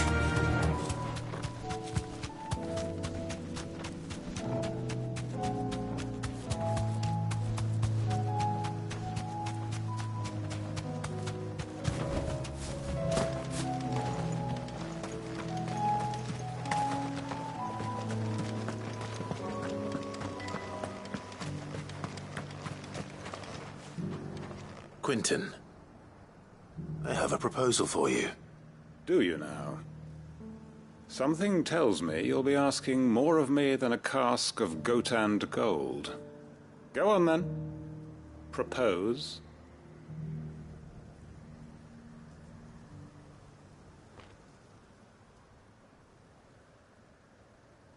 You'd have me convince the chiefs and chamberlains of the realm that they should simply swallow their pride and do the one thing that has proved impossible for thousands of years. Was there anything else? Perhaps I can fetch you a meat pie as well. I know it's a lot to ask, but I can think of none better suited to the role. And you'd have me give up what little I have left to do it. I told you, Clive. The people of Lostwing are my family, and I cannot abandon them. You'll have to find someone else. I'm sorry to hear that. So am I. And why might that be? What he's asking. How's it any different to what you've done so far? They want you to speak for those who can't speak for themselves. That's what you do best. If it's the vineyard you're worried about, we'll see that the grapes are picked and the tons filled. You know we will. It's not that. Then what is it? You said yourself we're family. Don't you trust us? You know that's not what I'm... Then what are you saying? That only we are worth saving? Why turn your back on everyone else? You convinced us we could build new lives for ourselves, and if you can do that, who's to say you couldn't convince the entire realm? A stirring argument. I fear that any rejoinder I make might fall somewhat flat by comparison. So you'll join us? Where do you need me? Field Marshal Havel will want to speak with you in person. He's currently in Port Isolde. I can arrange for a party of Cursebreakers to accompany you there. That would be very much appreciated. I hear the roads are far from safe these days. Hopefully not for long. My uncle will want to know that his plan is taking shape.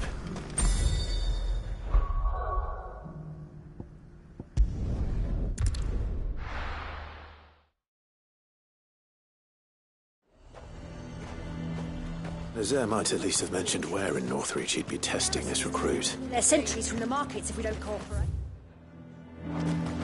Then we'll just post our own!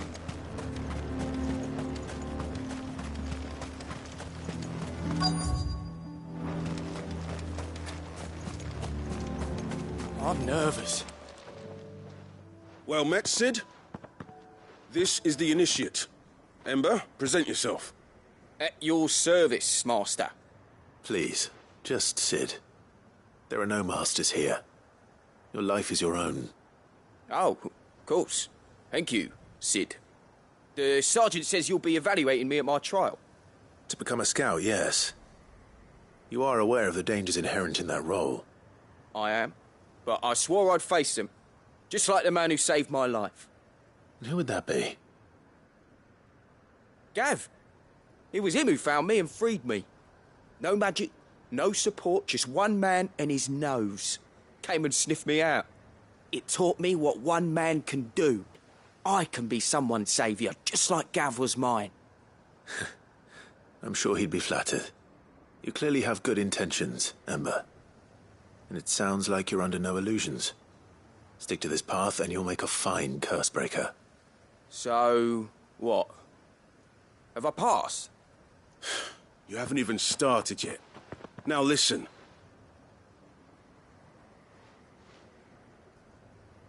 Not far from here is an Imperial lookout, Eastwatch. The guards there record all their sightings in a logbook. You are to find it and bring it here. And bring it here, right. Anything else? No. Sneaking into a heavily guarded Imperial outpost and stealing the logbook would be quite sufficient. You'll need to assess the situation, determine a point of entry, create a distraction and effect an escape, all without being discovered and thrown into an Imperial oubliette. Ember, Gav isn't our best scout because he can do everything. It's essential that you know your limits. Know my limits, right. I won't let you down.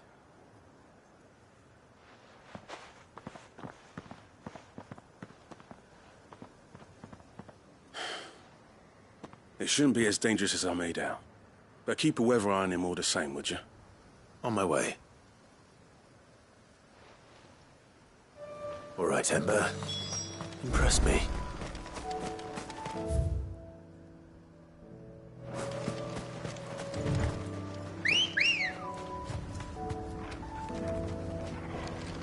Ready, girl? Faster!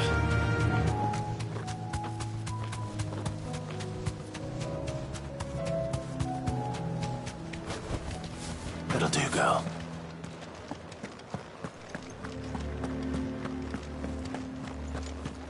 What does the dame have to say about all this, I wonder? I would speak with this duke.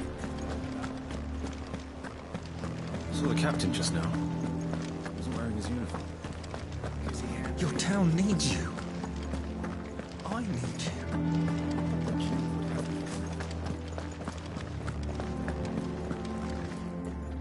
Do you have a moment, Clive?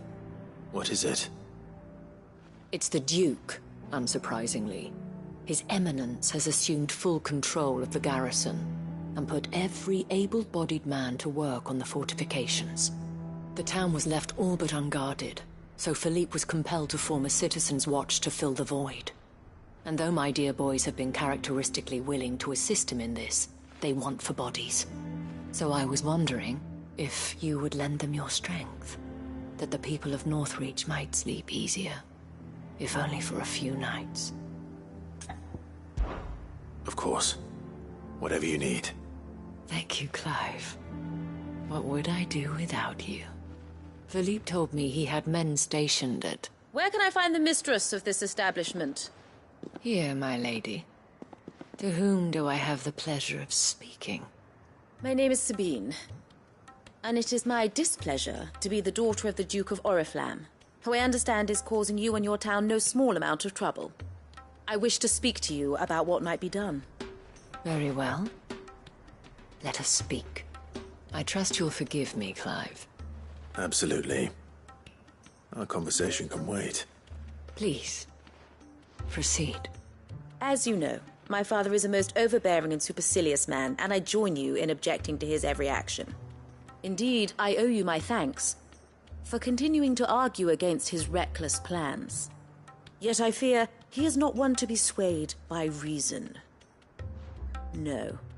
He must be made to face the consequences of his actions. And who would make him do this? I would. Myself and several other like-minded individuals. Were you to join us, we would surely have the strength to drive him from Northreach for good. Does that not seem a trifle... drastic?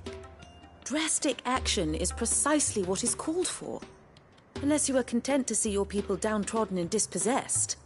My father would have it that citizens exist only to serve the Empire. That they should be forced to make every sacrifice to ensure her revival. But he is wrong. It is not the people who must serve the Empire, but the Empire who must serve her people. He's always been like this. Scornful of the opinions of anyone he judged beneath him. But he cannot be allowed to ride roughshod over the common folk any longer. We must fight him. By all possible means. Fight him? No. My purpose is to quell the tension in Northreach, not to stoke it. Respectfully, my lady. Our only chance of saving this town depends upon every one of us uniting against our common enemy. Your father and his followers included. While I understand your frustrations, I cling to the hope that he may yet be won round. False hope, I assure you. But I see that your mind is made up. I shall bother you no longer. If you will extend me the same courtesy, I bid you good day. She certainly has spirit. Indeed.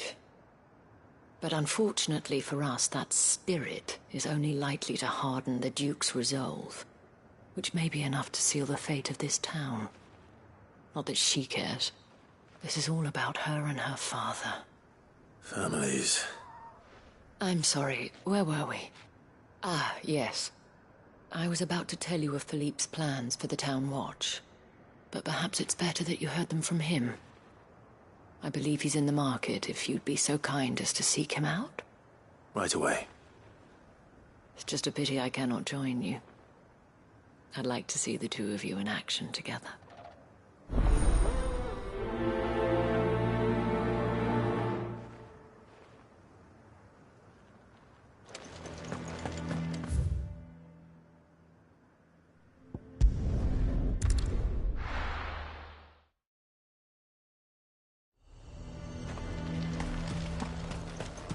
He'd have our coin, our stock and our stores, and we're just... So you are content to abandon... Please, I beseech you. If you're a true son of Northreach, you must fight to defend your home. That's exactly what I am doing, milady. Or trying to, at least. The land is crawling with fiends, and someone has to keep watch. Even when our true enemy is hiding in the garrison? Fine. You're not the only able-bodied man in Northreach. Thank you so much for your help.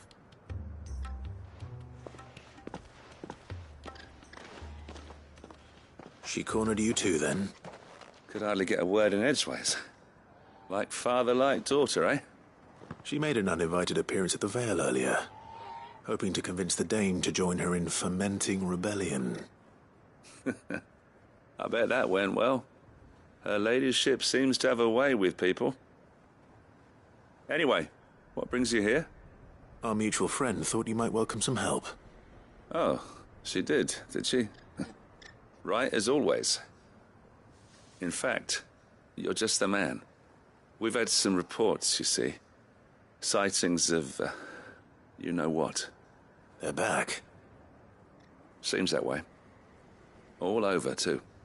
We haven't been able to confirm anything yet, but if you're willing, you could go and see what's what. Right. Where should I look? You know Grieger's Weep?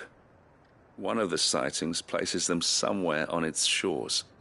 I'm on my way. Thank you, Clive. I'll look into one of the other sightings. Let's rendezvous back here later.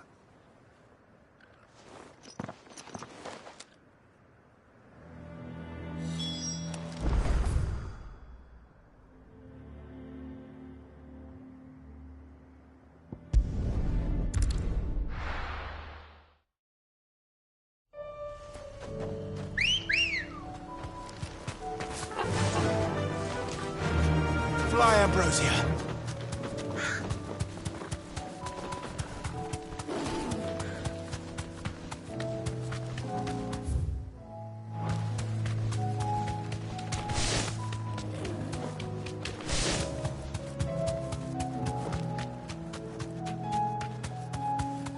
These are clean kills. Perhaps young Emma really is ready. Or maybe not.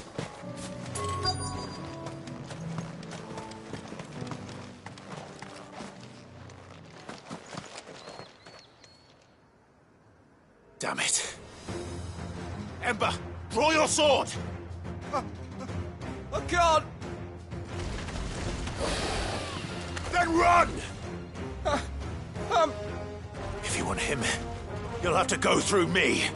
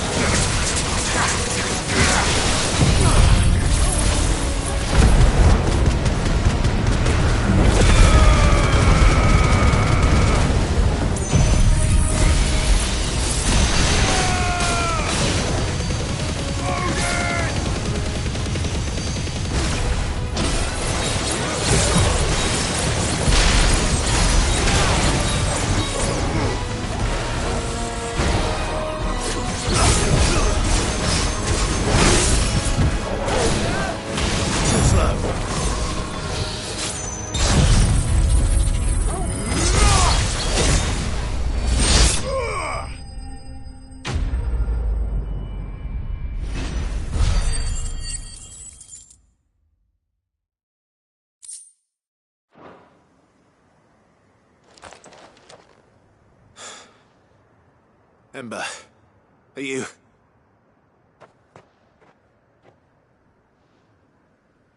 Gone. Of course. Scouts really are a rare breed. Back to Northreach it is, then.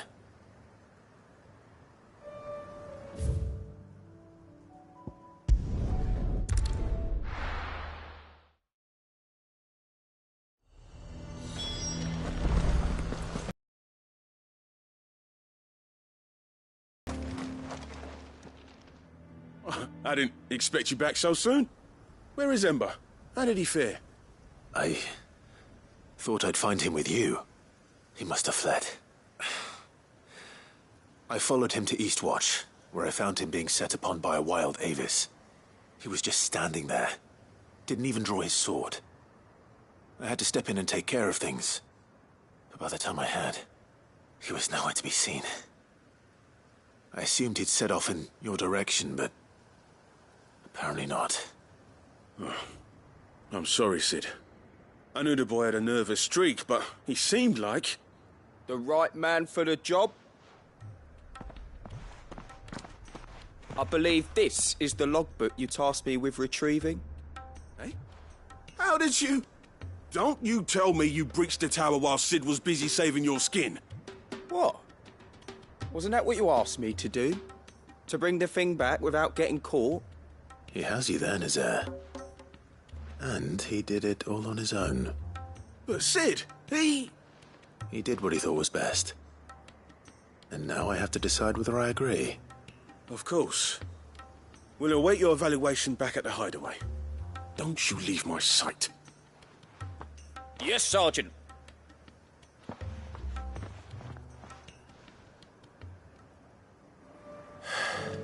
This won't be an easy decision.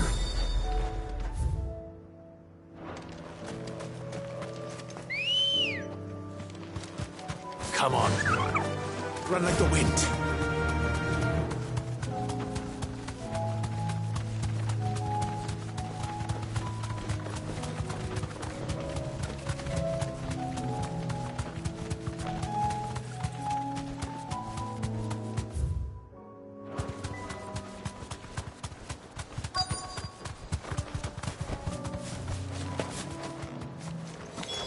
Damn it. The reports were true. I need to stop them before they get to the town.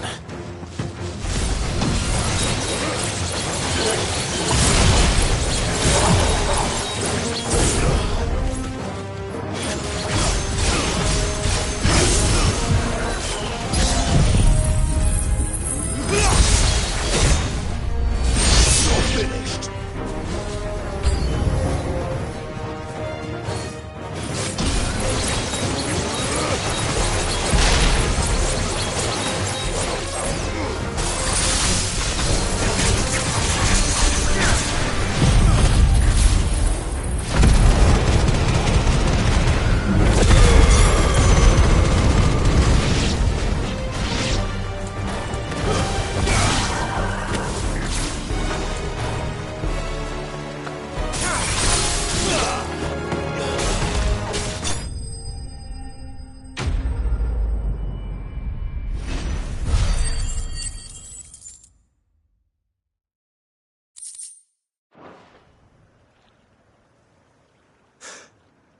Call that a test, Ultima?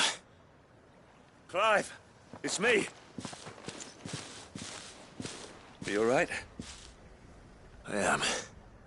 But it seems the reports were true. The thralls have returned. I dispatched the few that I found, though. Well, there's something, I suppose.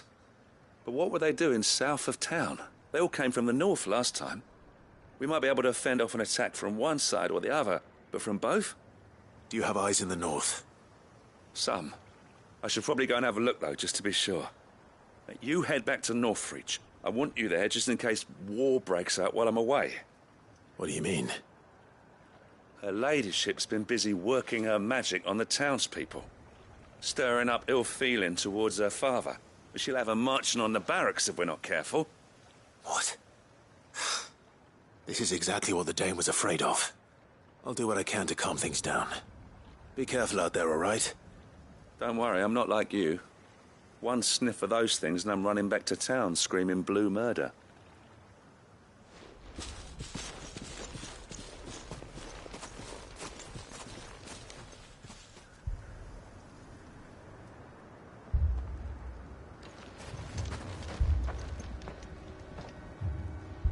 Do you not see, Father?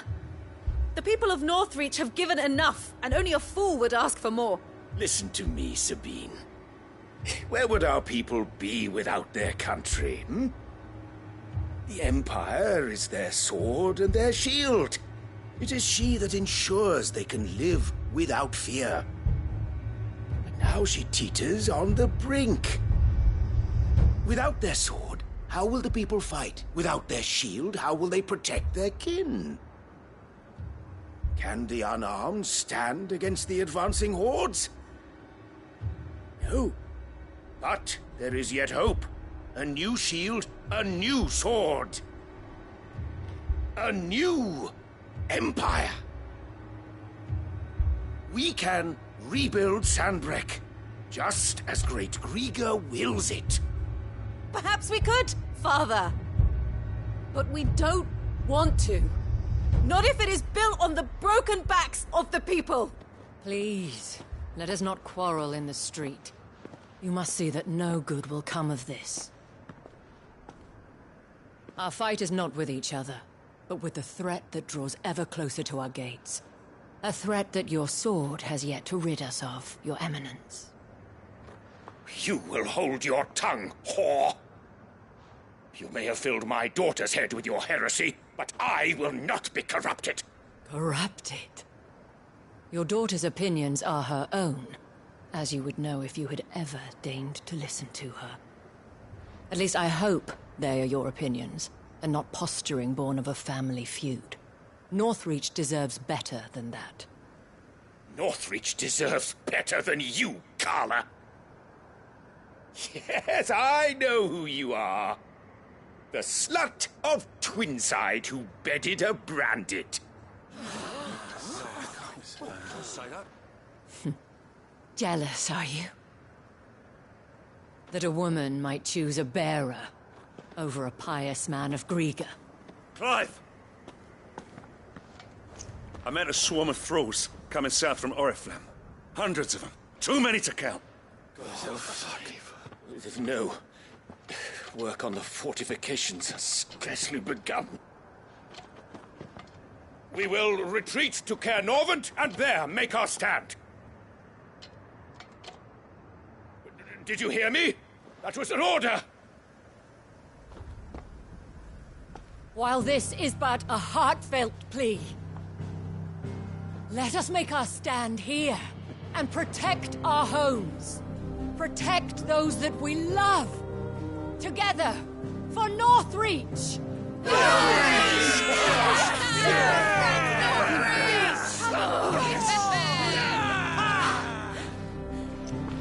You heard the dame. What are we waiting for? But she is but a common whore, yes. And we'd follow her to the gates of hell.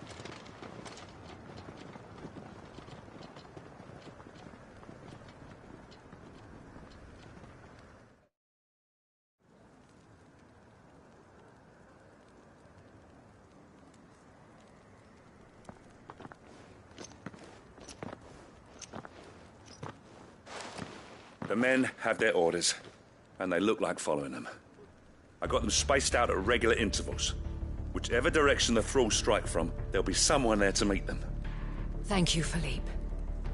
Rest assured the people will play their part. The herbalist has donated her stock of medicines to me. Should any of your men be injured, take them to the Vale. We'll see to them there. Thank you, milady. I will. I'll play my part too. You still want for numbers. Unlike the enemy. I only hope I can go some way to evening the odds. Philippe, can I leave the south in your hands? I doubt the thralls by the lake were the last of their number. Of course. I'll lead a party down that way so we don't get taken by surprise. What about you? I'll make my way up the road to Oriflamme. I fought a few of these things. And while I can't promise to hold them all back, I should be able to thin the herd. All right, but take care. Thank you, both of you. You can thank us when it's over. Till then, madame.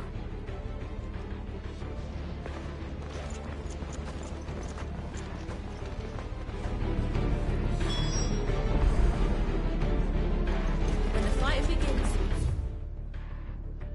take refuge in the barracks.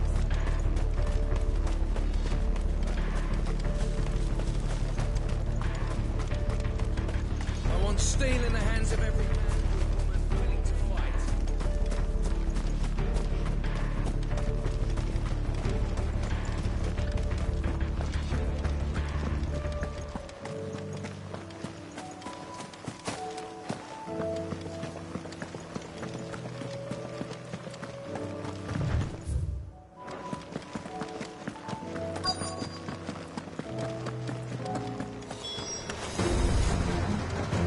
There are so many of them. Not for long.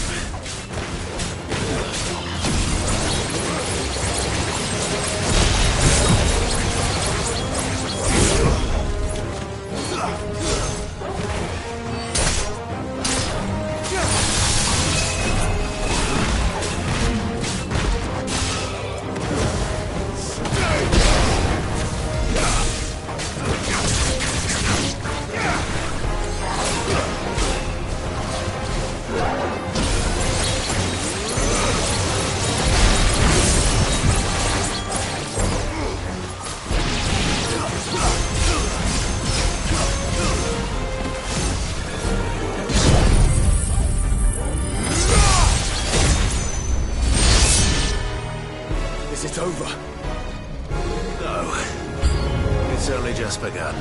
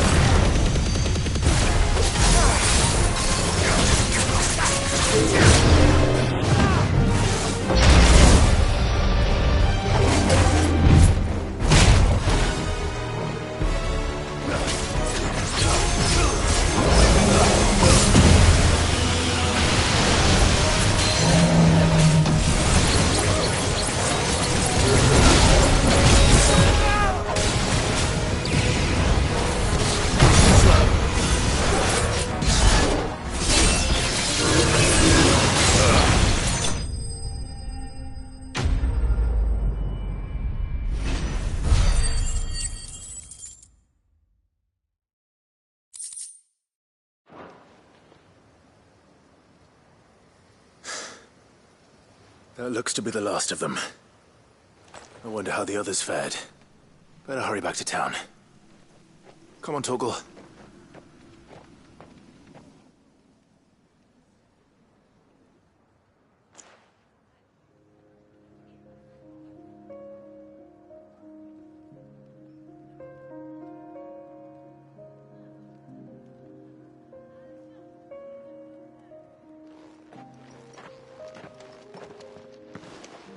Clive, it's good to see you. And you? The road to Oriflamme is clear. How did you and your men fare? Well, we ended up fighting for our lives down by the lake. Took a few nicks, but nothing the girls of the Vale can't put right. Glad to hear it. Well, it seems we've survived. For the time being, at least. I thank you both for answering the call. You were right. And I was wrong. About everything. I had thought that the only way to unite the people was under the banner of Empire. That without a strong hand to guide them, they would drift apart. To be borne hither and yon by the eddying currents of fate. But you brought them together. Not by force, nor by the exercise of goddess-given authority, but by simply being one of them. By knowing what they feel, because you feel it yourself. Our purpose was ever the same, Your Eminence. You were merely distracted by a loftier vision of empire and glory, while our eyes beheld matters closer to home. You have the right of it again. As did you, Sabine. His radiance said it himself. Sanbreque is naught without her citizens. I forgot that. And I am sorry. I'm sorry too, Father. I should never have taken things so far. I only wanted you to understand how the people felt. How I felt. But my anger got the better of me. Do not blame yourself, my dear. This was my doing. I should have listened to you. To all of you. Your Eminence, your ladyship, I do not doubt that you came here with the best of intentions. But I believe the same could be said of us all. We all want safety, security, prosperity. Not just for Northreach, but for the entire realm. And we may yet achieve it. If only we work together. Will you join us in this? Yes. We shall. Thank you, Your Eminence. Now that that is settled, I must go and see to the wounded. The Vale's doors are always open to any soldier in need of relief. And today there are more than ever before.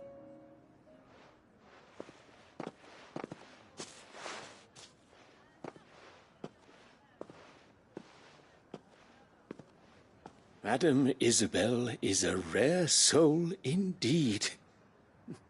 In these dark times, I see that it is not men like me who should lead the realm, but women like her. You're right. If only I'd listened to her when I had the chance. Forgive me for saying so, milady, but you still do. The Dame said it herself. We can turn things around. We just have to work together. And that goes for you, too. You're one of us now. One of you. Well said, Captain. Let this be a new beginning. Not only for Sanbreque, but for us.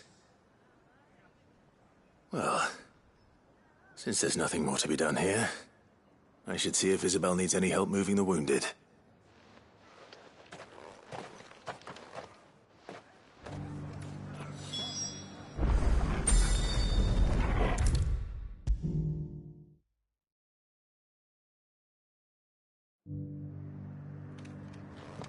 How goes the treatment of the wounded? I'd be happy to man one end of a stretcher if it would help. You've helped quite enough for one day, Clive. Thank you. Don't mention it. Oh, but I must. After all you've done for this town, it is the very least you deserve. Tell me, if Northreach had fallen, what would you have done? A woman of your means could find a home anywhere in the realm, but I sense you would rather have died here. It's a long story. For you, madame, I have all the time in the world.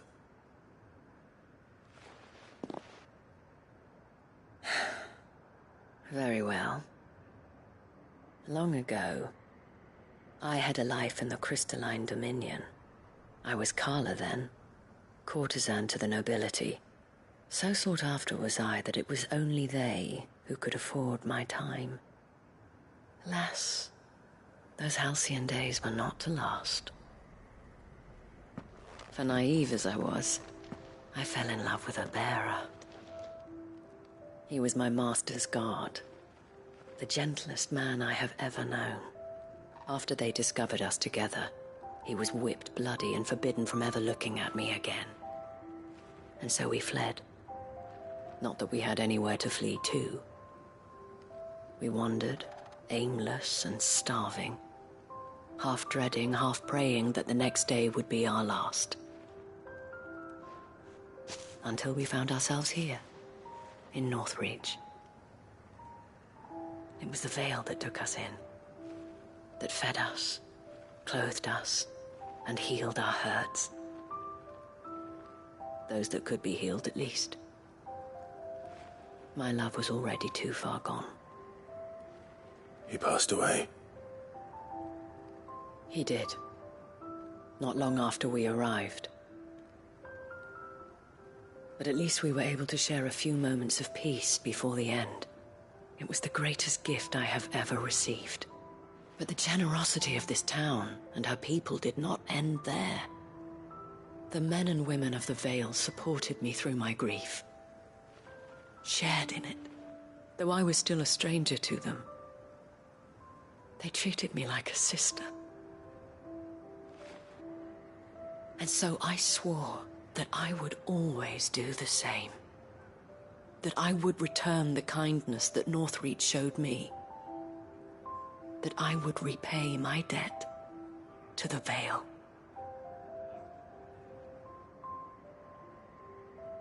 Thank you, Isabel, for sharing this with me.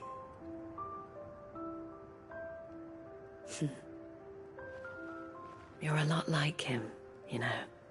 Perhaps that is why I have such a soft spot for you. Never stop fighting, Clive. And I shan't either. I know that it will not be easy to keep Northreach together. But our efforts will be rewarded. Just look at us now. The people, the soldiers, even the Duke of Oriflamme and his daughter, all united in defense of this town that we have come to call our home. And what of you? Can we count on your support too? Always.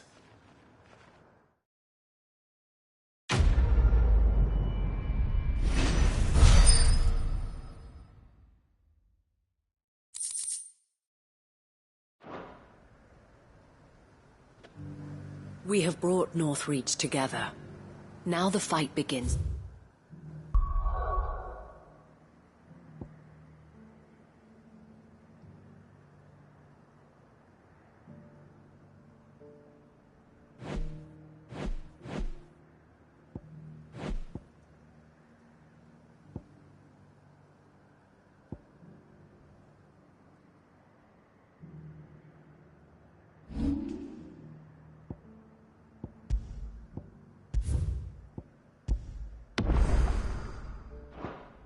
To keep her together. For if this town is to survive, we must all play our part, including you.